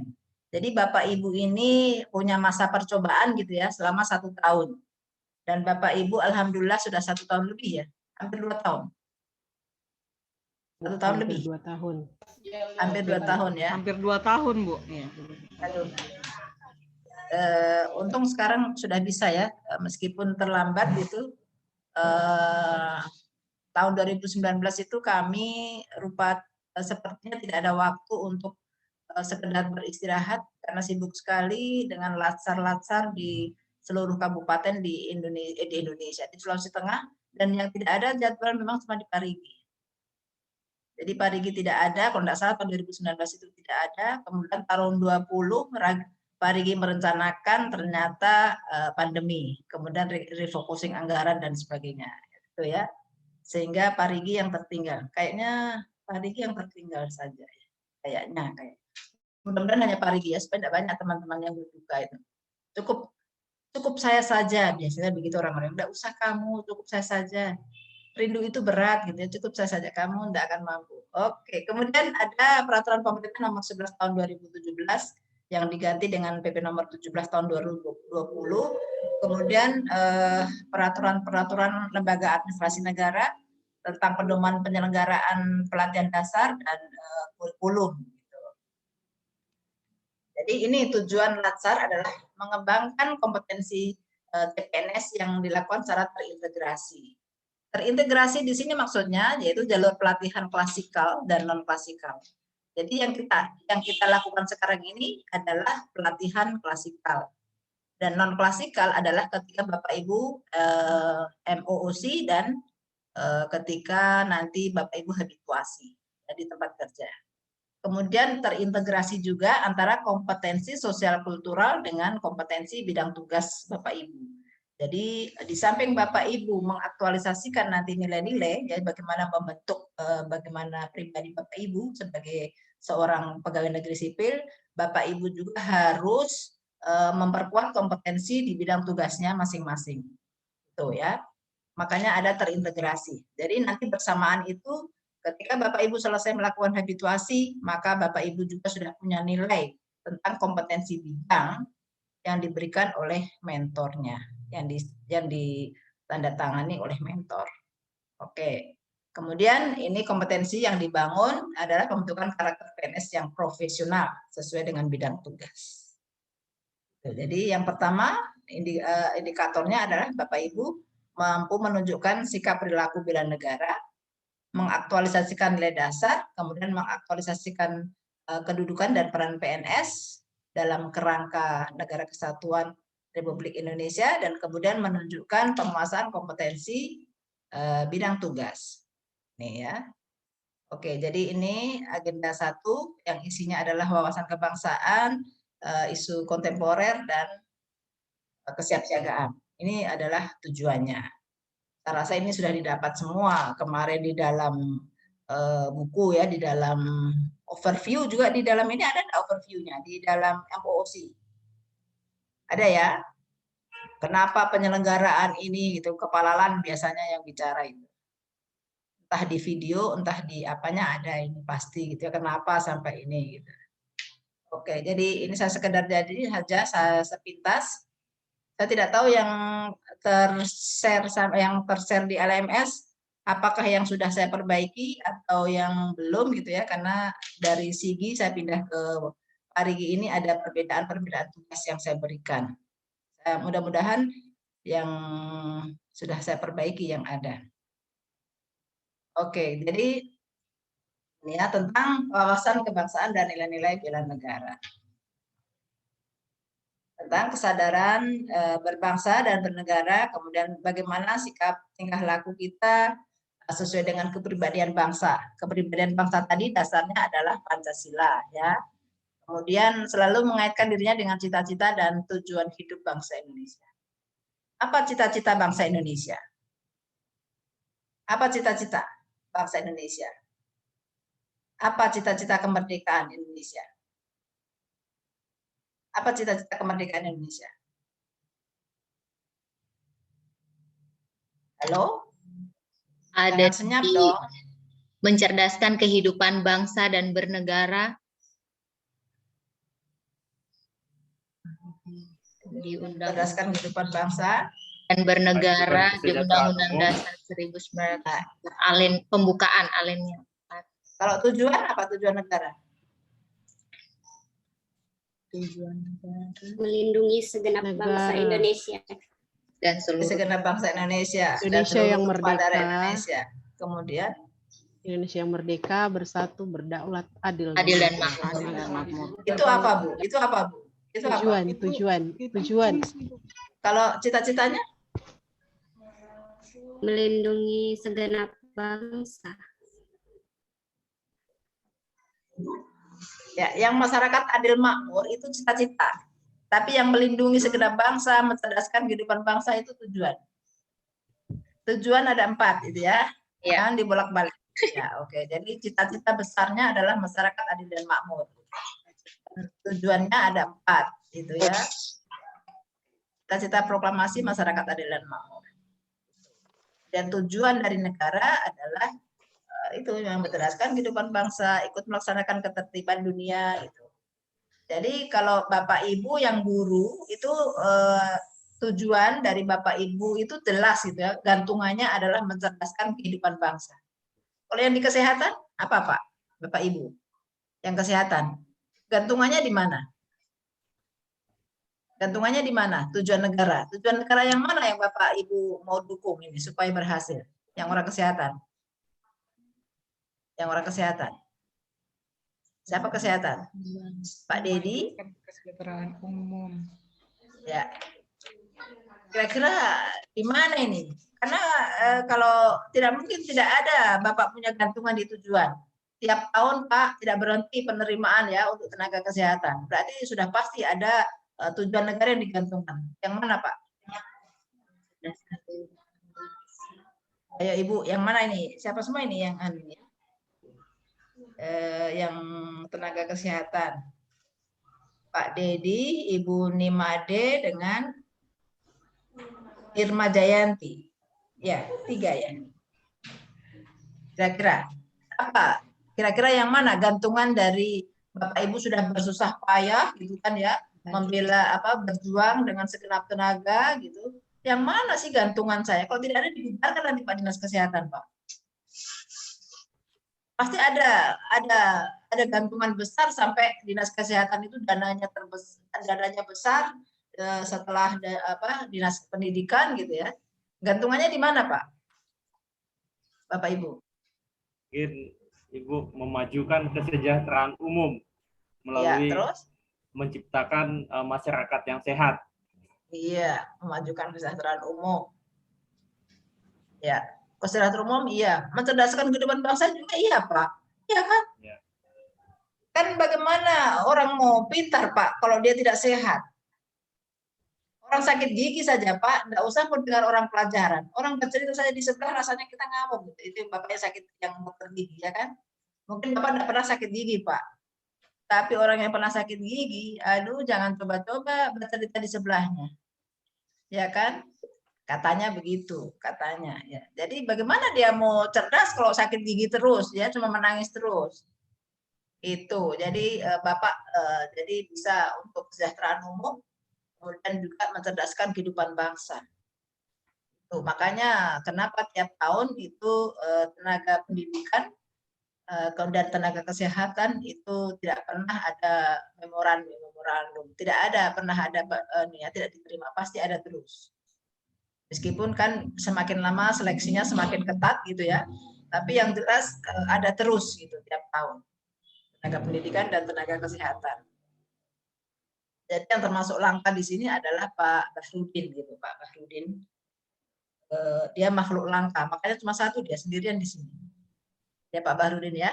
Jadi Anda termasuk orang yang sangat beruntung gitu dari sekian banyak yang diambil, kan pasti tenaga administrasi itu sedikit gitu ya. Yang lain itu kan pasti tenaga kesehatan, tenaga guru gitu yang banyak. Tapi nyelip satu dari berapa yang melamar, Bapak yang diterima. Jadi itu namanya lolos dari lubang jarum gitu. Alhamdulillah. Jadi rasa bentuk syukurnya adalah harusnya Bapak bekerja dengan sebaik-baiknya gitu ya, dengan sikap-sikap yang anti korupsi gitu kan, supaya maju daerahnya. Apalagi Bapak orang daerah gitu, berarti mari dimajukan di daerahnya supaya setara dengan daerah-daerah lain di Jawa sana. Bukan hanya di Indonesia Timur gitu ya, tapi sejajar juga dengan Jawa sana. Karena banyak juga orang Jawa di situ kan, Pak Bahrudin Yusuf Habibie. Enggak ya, enggak pakai Habibie ya? Enggak, Bu. Saya kira Bahrudin Yusuf Habibie. Ternyata bukan. Oke. Jadi itu kira-kira gantungan-gantungan kita. Nah, kalau Pak Bahrudin di mana Pak? Bapak gantungan dari kerjanya Pak? Ada enggak? Sebenarnya hampir semua sih Bu, karena untuk memajukan kesejahteraan umum, mencerdaskan kehidupan bangsa, karena untuk dengan bidang saya, untuk lingkungan, membangun lingkungan bersih, orang menjadi sehat, orang sehat pasti akan pintar. Iya, oke. Ternyata banyak, pasti Pak Bahrudin takut itu kantornya dilikuidasi gitu ya, karena tidak ada gunanya gitu kan. Jadi nanti kalau ada memang suatu OPD tidak ada gantungannya dalam rangka mendukung tercapainya tujuan negara, itu pasti akan dilikuidasi, dihilangkan gitu ya, dihapuskan dari muka bumi Indonesia ini. Makanya kita harus pintar-pintar mencari. Aduh, saya punya kantor ini gantungannya di mana ini? Kok tidak mau dibubarkan ini ya? Jadi begitu kira-kira bahwa semua apa yang kita lakukan berdasarkan perilaku kita berdasarkan pada Pancasila, kemudian apa yang kita lakukan di dalam instansi itu dalam rangka untuk mendukung tercapainya tujuan negara.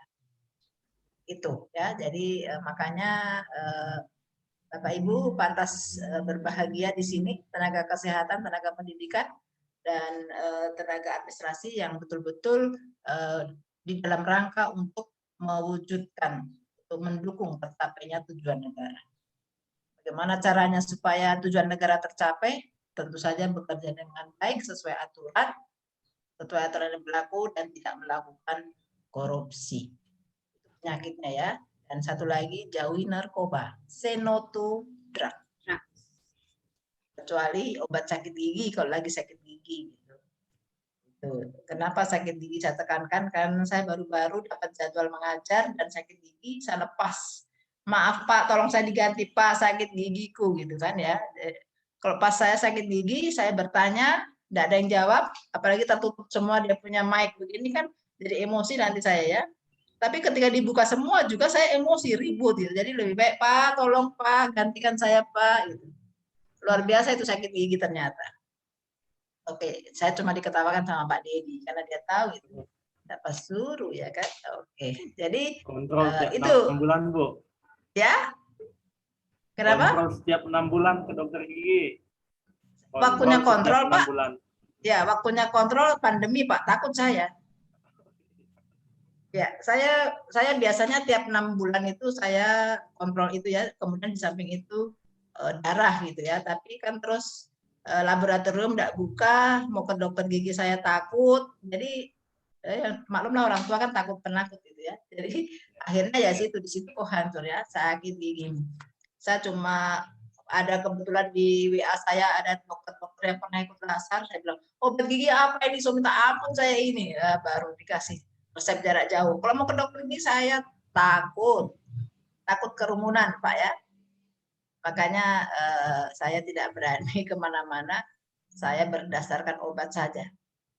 Oke, baik. Jadi wawasan kebangsaan membuka kita bagaimana bahwa ternyata di dalam pekerjaan kita ternyata ada tugas mulia, yaitu dalam rangka membantu atau mendukung tercapainya tujuan negara. Itu jangan lupa, sehingga kita terutama apalagi yang guru gitu ya, itu betul-betul Bapak Ibu adalah mengisi anak-anak bangsa dengan hal-hal yang baik dan benar sesuai dengan kaidah-kaidah norma-norma, terutama sekarang ini adalah pembangunan karakter ya, itu yang sangat penting sekali, harus dikembangkan di dalam setiap sekolah. Kemudian nanti didukung oleh tenaga-tenaga kesehatan, bagaimana mereka pola hidup sehat, makanan yang sehat, yang bergizi, itu supaya lebih menciptakan lagi Indonesia adalah sumber daya manusia yang unggul yang ada di Indonesia.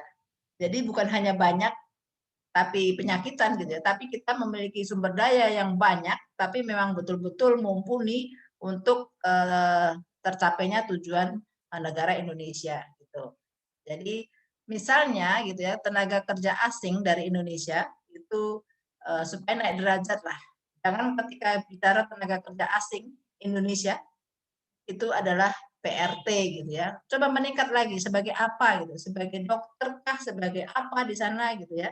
Tapi jangan TKI itu, tenaga kerja Indonesia itu hanya sama dengan gitu ya. TKI sama dengan PRT, jangan.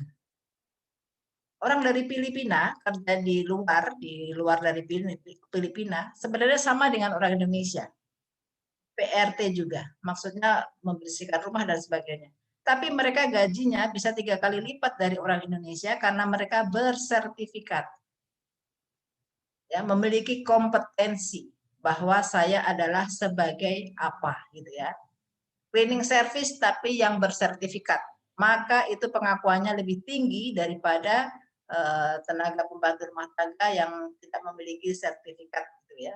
Jadi mari kita buat begitu Indonesia untuk ibu-ibu yang Bapak Ibu yang ada di dunia pendidikan ini. Itu ya, itu tugas mulia, kerja keras, karena mendidik anak sendiri saja susah, ini mendidik anaknya orang. 3 kali, bukan cuma 3 kali susah ya, tapi berkali-kali susahnya gitu. Karena kita galak sedikit, sudah ada namanya Undang-Undang Perlindungan Anak, ya kan? Tidak bisa kita galak sama anaknya orang. Ya, anaknya sendiri saja ada yang melaporkan ke Komnas HAM, Komnas Perlindungan Anak, bahwa orang tua saya membuli saya, memukul saya, gitu. Apalagi ini guru-guru gitu. Bagaimana guru-guru tidak boleh lagi melakukan kekerasan. Saya tidak sepakat juga. Oke, baik, saya lanjutkan saya share. Oke.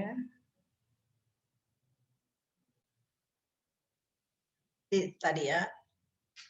Oke, selanjutnya. Ini kita lewat saja karena sudah kita buat. Tujuan dari wawasan kebangsaan itu sadar bahwa dirinya adalah warga bangsa, gitu. Sadar bahwa Indonesia bersifat pluralis. Kemudian sadar bahwa Indonesia suatu negara yang memiliki keunggulan dan kekurangan. Di sini Bapak ketika belajar wawasan kebangsaan harusnya Bapak sudah tahu apa keunggulan dan apa kekurangan dari bangsa kita, gitu ya. Oke.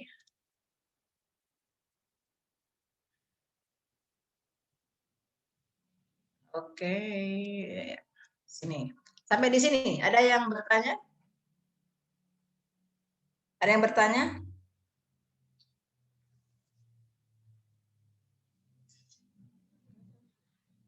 Saya tidak lihat ini ya, raise hand.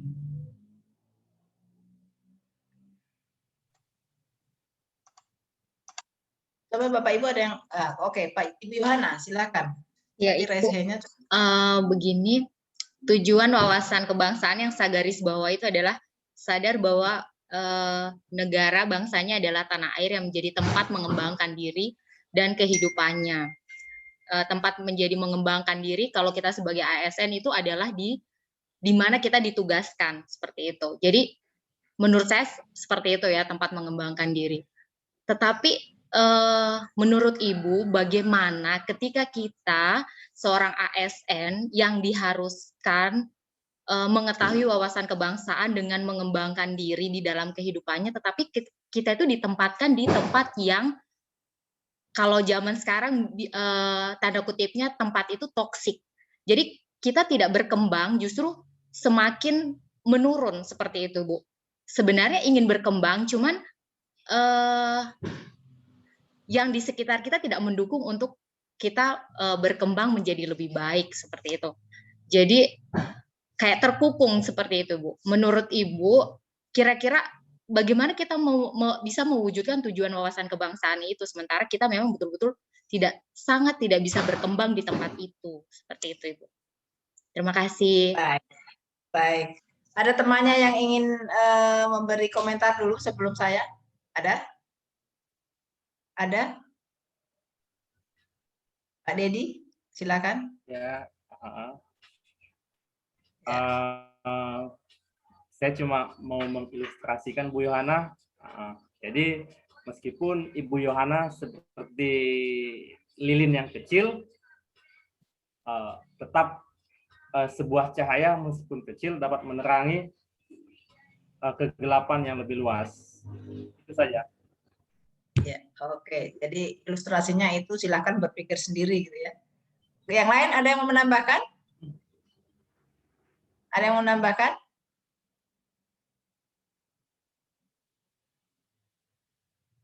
Ada yang mau menambahkan? Saya kok raise hand enggak muncul di monitor saya ya. Ada yang raise hand? Ada yang mau menambahkan dari Pak, ilustrasi dari Pak Dedi tadi?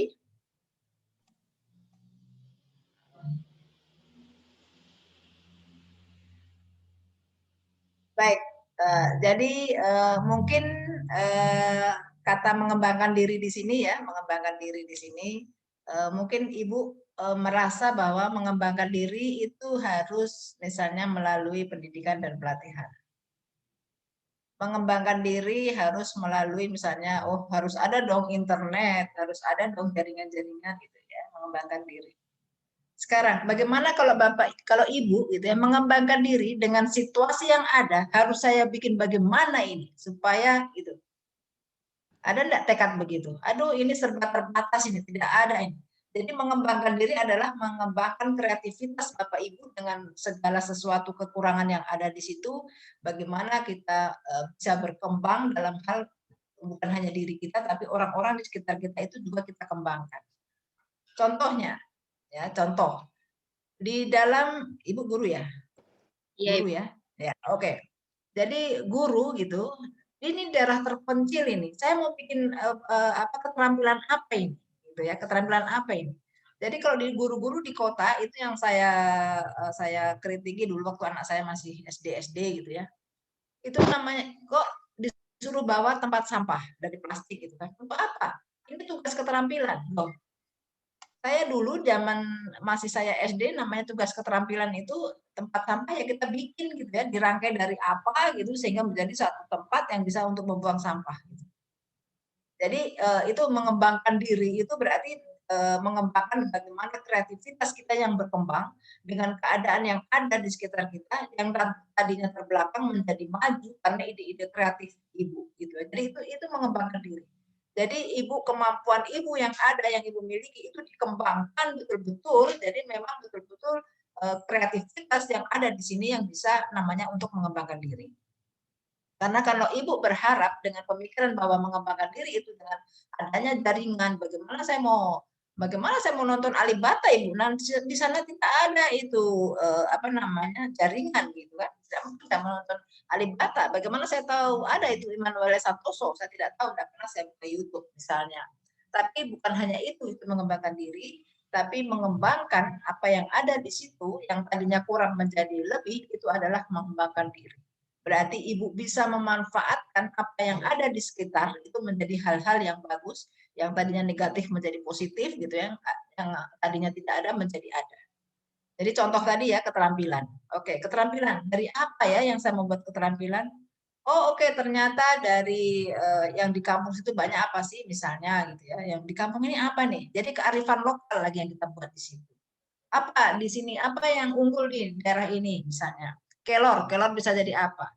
Kemudian oh sabut kelapa banyak ini. Dibikin apa ini sabut kelapa ini supaya menjadi nilai ekonominya menjadi meningkat gitu ya. Di samping anak-anak menjadi terampil, kemudian bisa juga menjadikan nilai uang. Itu kreativitas itu mengembangkan diri. Jadi mengembangkan diri akhirnya nanti kenapa banyak orang dilirik itu yang kalau kita nonton Kick Andy gitu ya, bagaimana orang-orang berjuang itu di daerah-daerah terpencil gitu, seperti contoh bidan yang menggunakan apa namanya itu infus yang sudah kedaluarsa. Ada pernah nonton itu? Ada pernah nonton? Ya, jadi apa bidan gitu ya, bidan di suatu daerah di Kalimantan mungkin karena dia naik kapal gitu, banyak air berarti mungkin di Kalimantan atau di Sulawesi, pokoknya gitu ya. Jadi dia untuk menuju daerah wilayah dia bekerja itu wilayahnya puskesmas itu misalnya itu pulau gitu. Jadi ke sana dia harus pulau. Kemudian akses untuk kemana itu lama gitu. Jadi mungkin orang sakit itu mati kalau tidak dibantu dengan infus duluan itu. Dan dia berspekulasi dia menggunakan infus-infus yang kedaluarsa itu untuk dipakai. Jadi luar biasa gitu ya bahwa gamblingnya itu luar biasa. Jadi tapi mungkin dia berdasarkan pemahaman bahwa ketika infus yang kedaluarsa itu tidak terus tiba-tiba beracun atau mematikan gitu ya.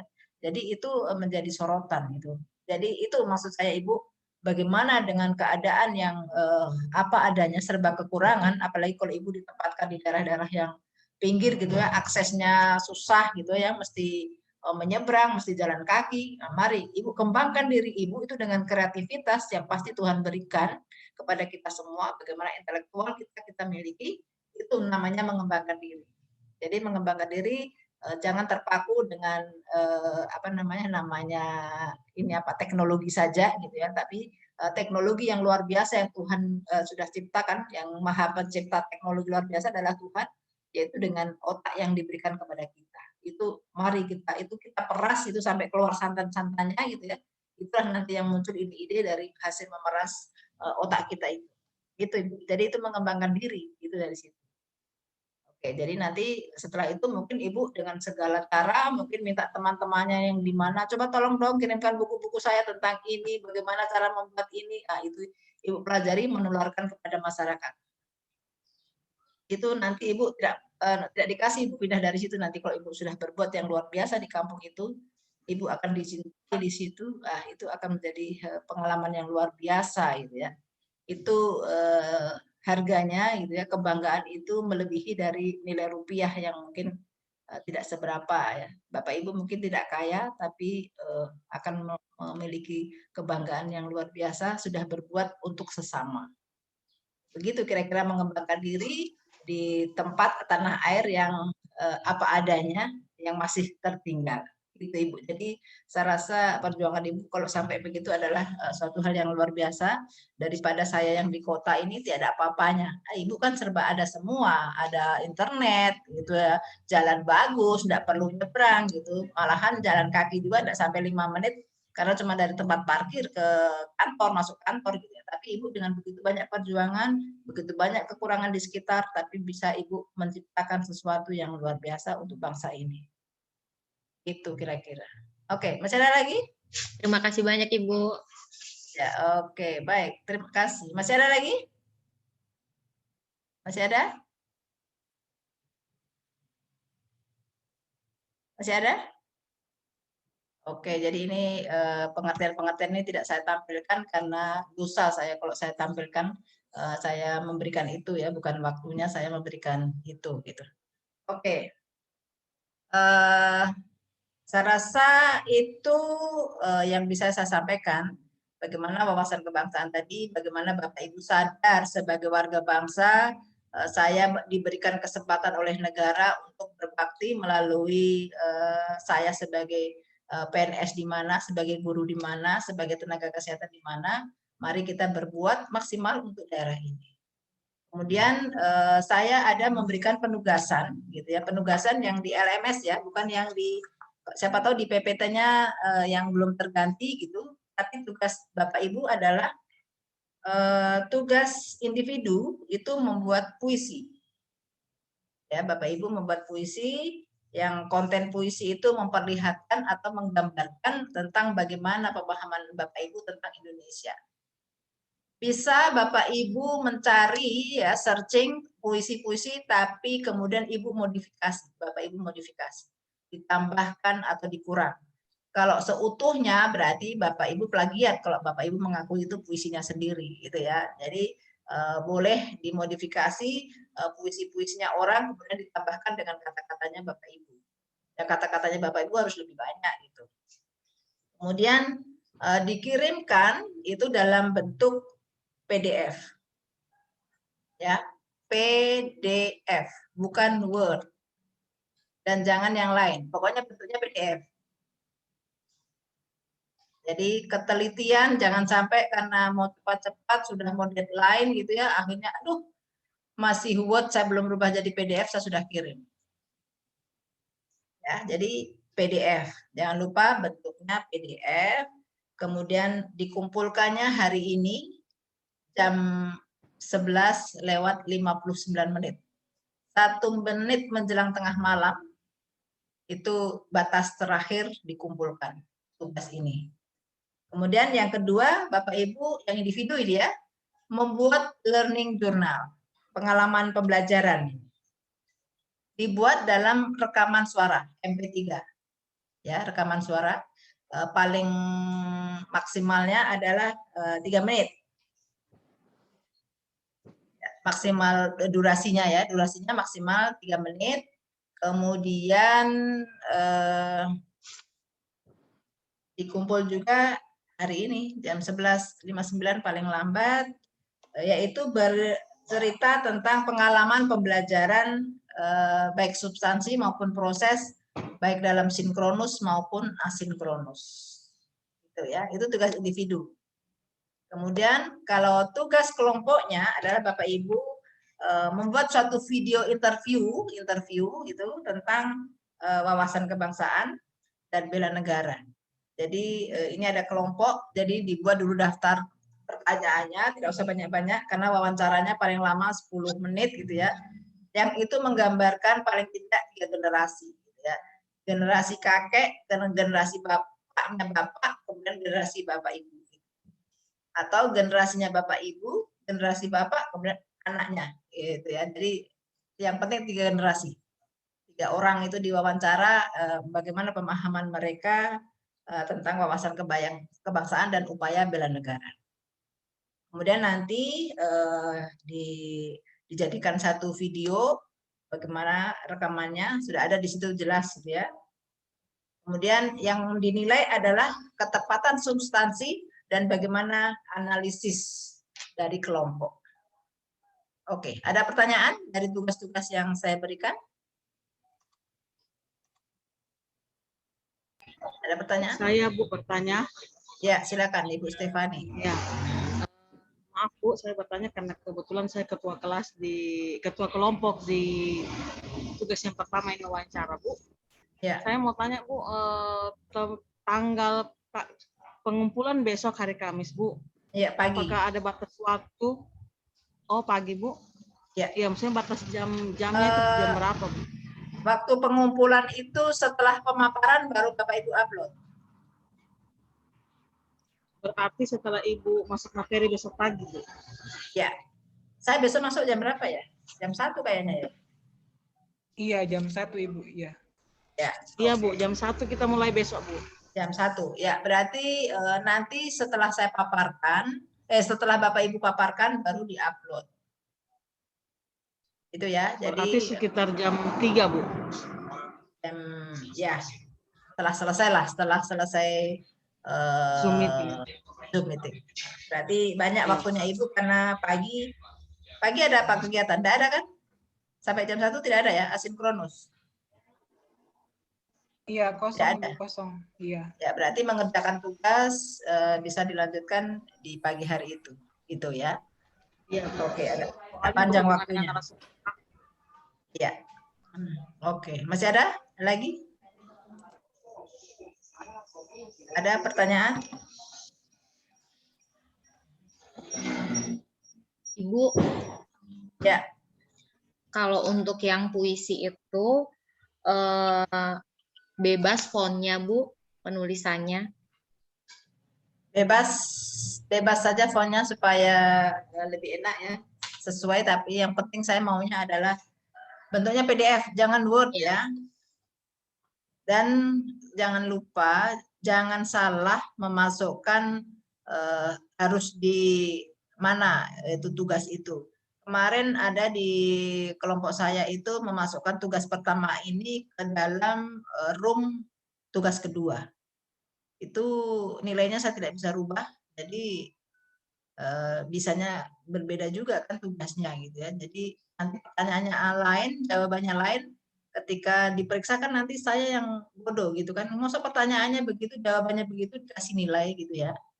Jadi itu yang saya bilang kehati-hatian, ketelitian bahwa yang dimasukkan adalah bentuknya PDF, MP3 dan MP4 gitu ya. Tugas kelompok itu MP4, tugas individu yang satu PDF, yang satu MP3 ya, suara gitu. Kemudian diuploadnya di room tugas pertama gitu. Jangan sampai tertukar nanti yang susah Bapak Ibu bukan saya gitu ya. Saya kan karena tidak bisa diedit kayaknya, kalau sudah diupload kayaknya tidak bisa diedit, tidak bisa diambil lagi gitu kan, tidak bisa diambil lagi, tidak bisa dihapus, tidak ada akses untuk Bapak Ibu mengedit ketika sudah terupload.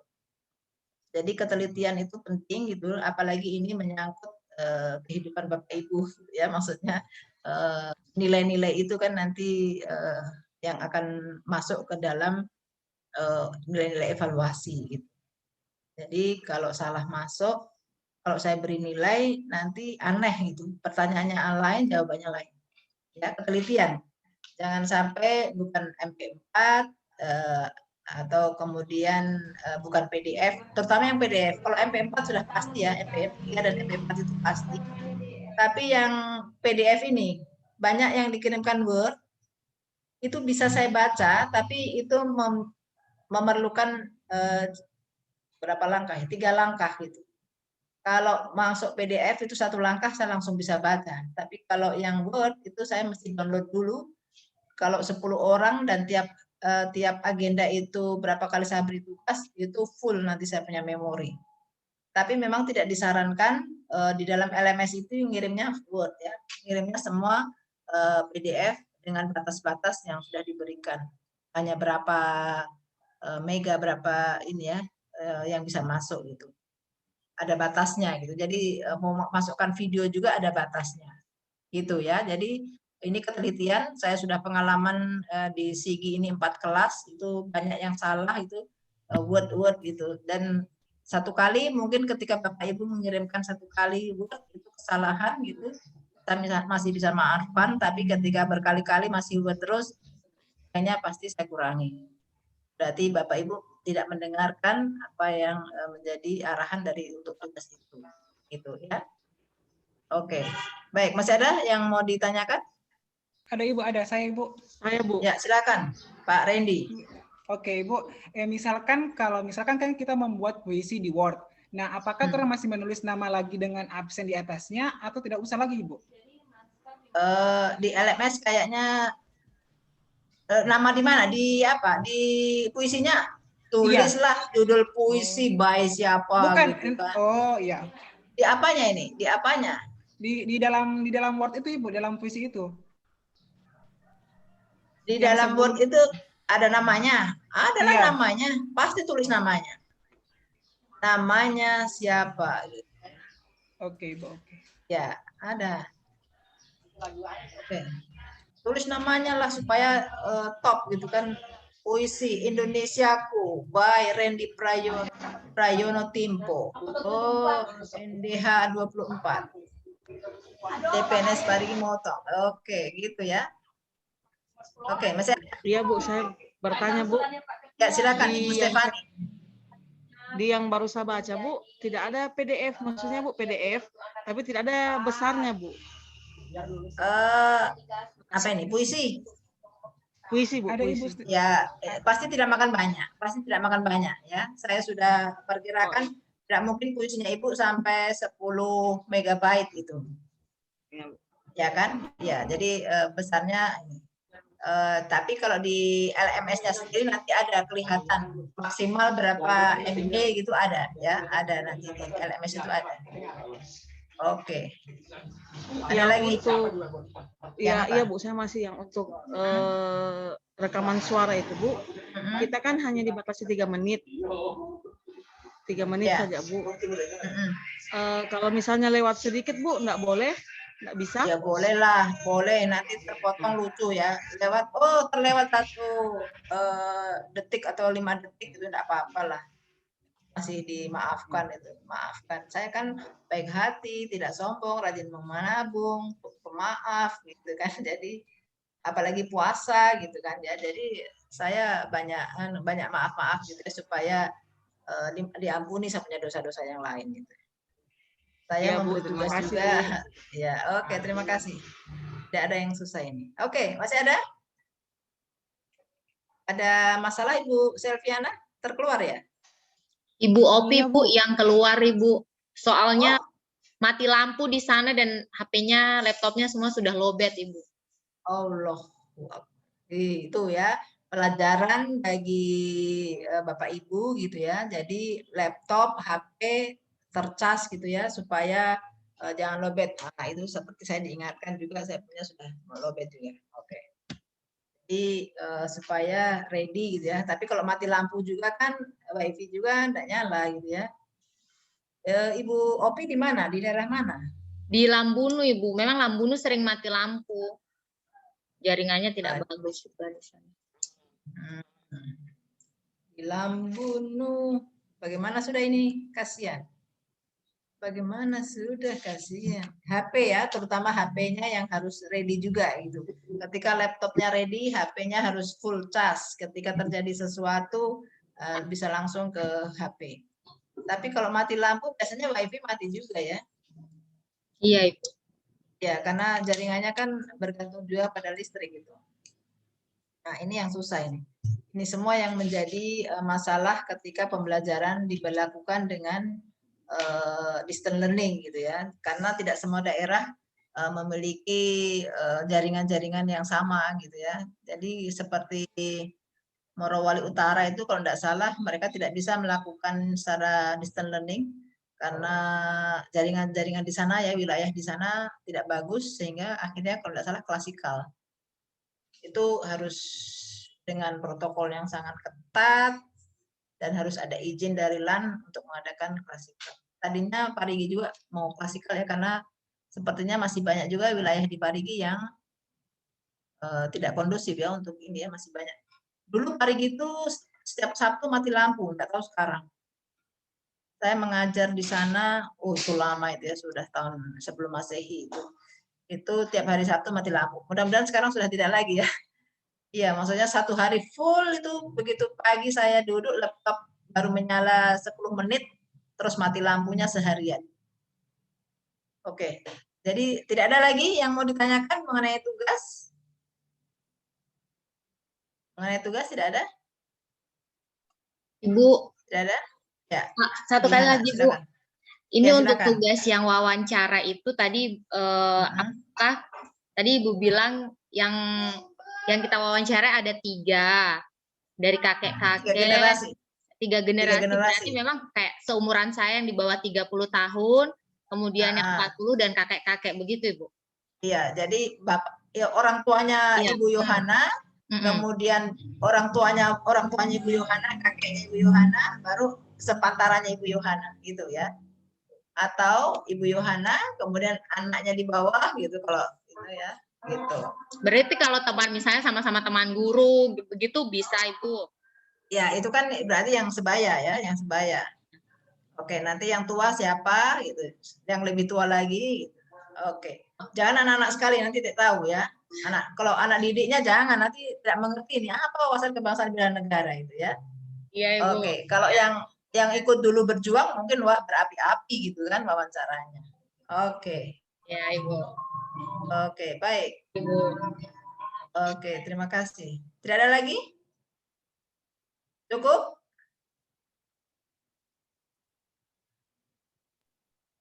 Cukup ya? Cukup.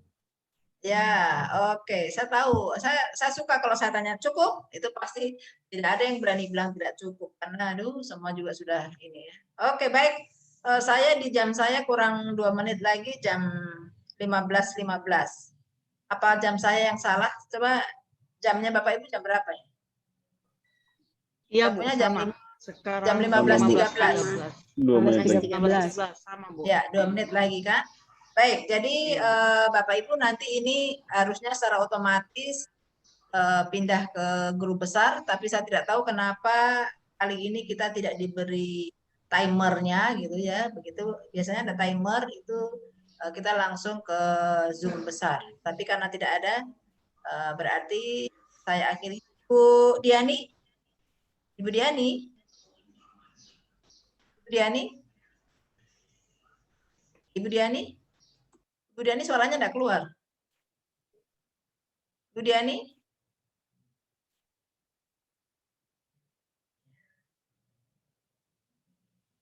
Ibu Diani? Headsetnya yang kurang bagus kayaknya. Ya, ada gambar, tidak ada suara. Ini tidak ada suara, tidak ada gambar. Ibu Diani? Ibu Diani suaranya tidak keluar. Headsetnya Ibu kasih baik. Tidak keluar suaramu.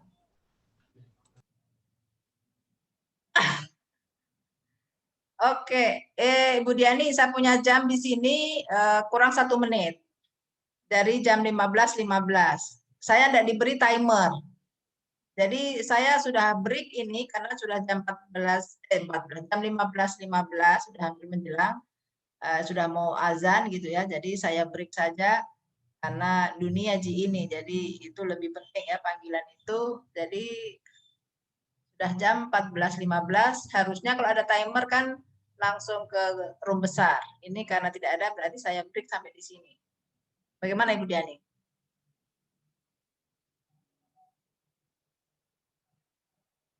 Bagaimana Wadah? Wadah, ada suaramu Wadah? Wadah, ada suaramu? Wadah. Iya, Bu. Iya, mana Bu. gambarmu? Mana gambarmu juga? Oke. Ya, saya biasanya diberi timer gitu ya sama PIC ini atau hostnya. Tapi hari ini tidak ada timer. Ada tadi Bu, Ibu Mas Diani. Tapi ya, Bu Mas Diani ada gambar tidak ada suara. Ya, oke. Jadi iya, Bu. Saya harusnya kan selesai jam 15.15, ini sudah jam 15.16. Jadi iya, saya Bu, sudah waktunya tutup, ya. selesai ya, Bu. Ya, oke. Baik, Bapak Ibu. Jadi ternyata waktunya tinggal 52 detik lagi. Saya ucapkan terima kasih atas partisipasi Bapak Ibu ya sudah aktif mengikuti di sini. Kita ketemu lagi insya Allah besok siang. Akhirnya billahi taufiq wal hidayah. Assalamualaikum warahmatullahi wabarakatuh. Ya, selamat berpuasa. Terima kasih Bu. Terima kasih. Terima kasih Bu. Ya, saya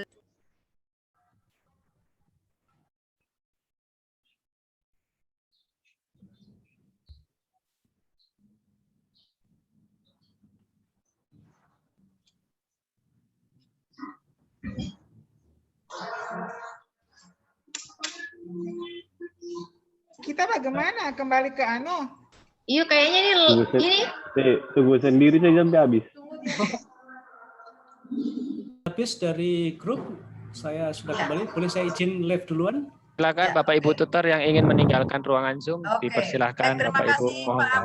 Oke, sampai Terima kasih ketemu ya Pak. teman-teman semua di sesi berikutnya. Ya, oke. Ya, terima kasih Bapak, Ibu. Terima kasih. Terima kasih. Assalamualaikum. Waalaikumsalam warahmatullahi wabarakatuh. Terima kasih Bapak Ibu. Terima kasih Pak, Bu.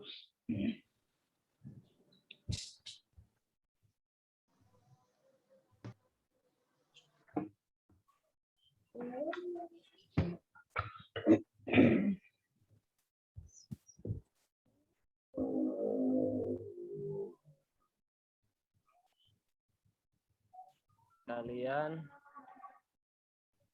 barusan Bapak Ibu mengikuti materi tiap kelompok dan perlu diperhatikan Bapak Ibu sekalian, silahkan dilihat namanya ada yang berubah. Ya. Nah, oke. Jadi saya harap format namanya besok kalau masuk ke kelompok begitu ya. Ya. Oke. Jadi Bapak Ibu sekalian terima kasih. Saya rasa cukup untuk hari ini. Silahkan salah satu dari Bapak Ibu memimpin doa tanda diakhiri pelatihan kita kali ini. Dipersilahkan. Ya, terima kasih. Ya Bapak Ibu, teman-teman Latsar, sebelum kita mengakhiri sesi pada sore hari ini, berdoa menurut keyakinan kita masing-masing. Sebelum kita berdoa, mari kita duduk siap. Ya, silakan duduk siap Bapak Ibu. Berdoa dimulai.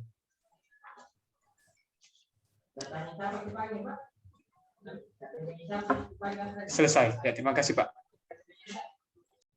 Oke Bapak Ibu sekalian, dengan ini saya tutup ruangan Zoom. Terima kasih dari kami. Wassalamualaikum warahmatullahi wabarakatuh.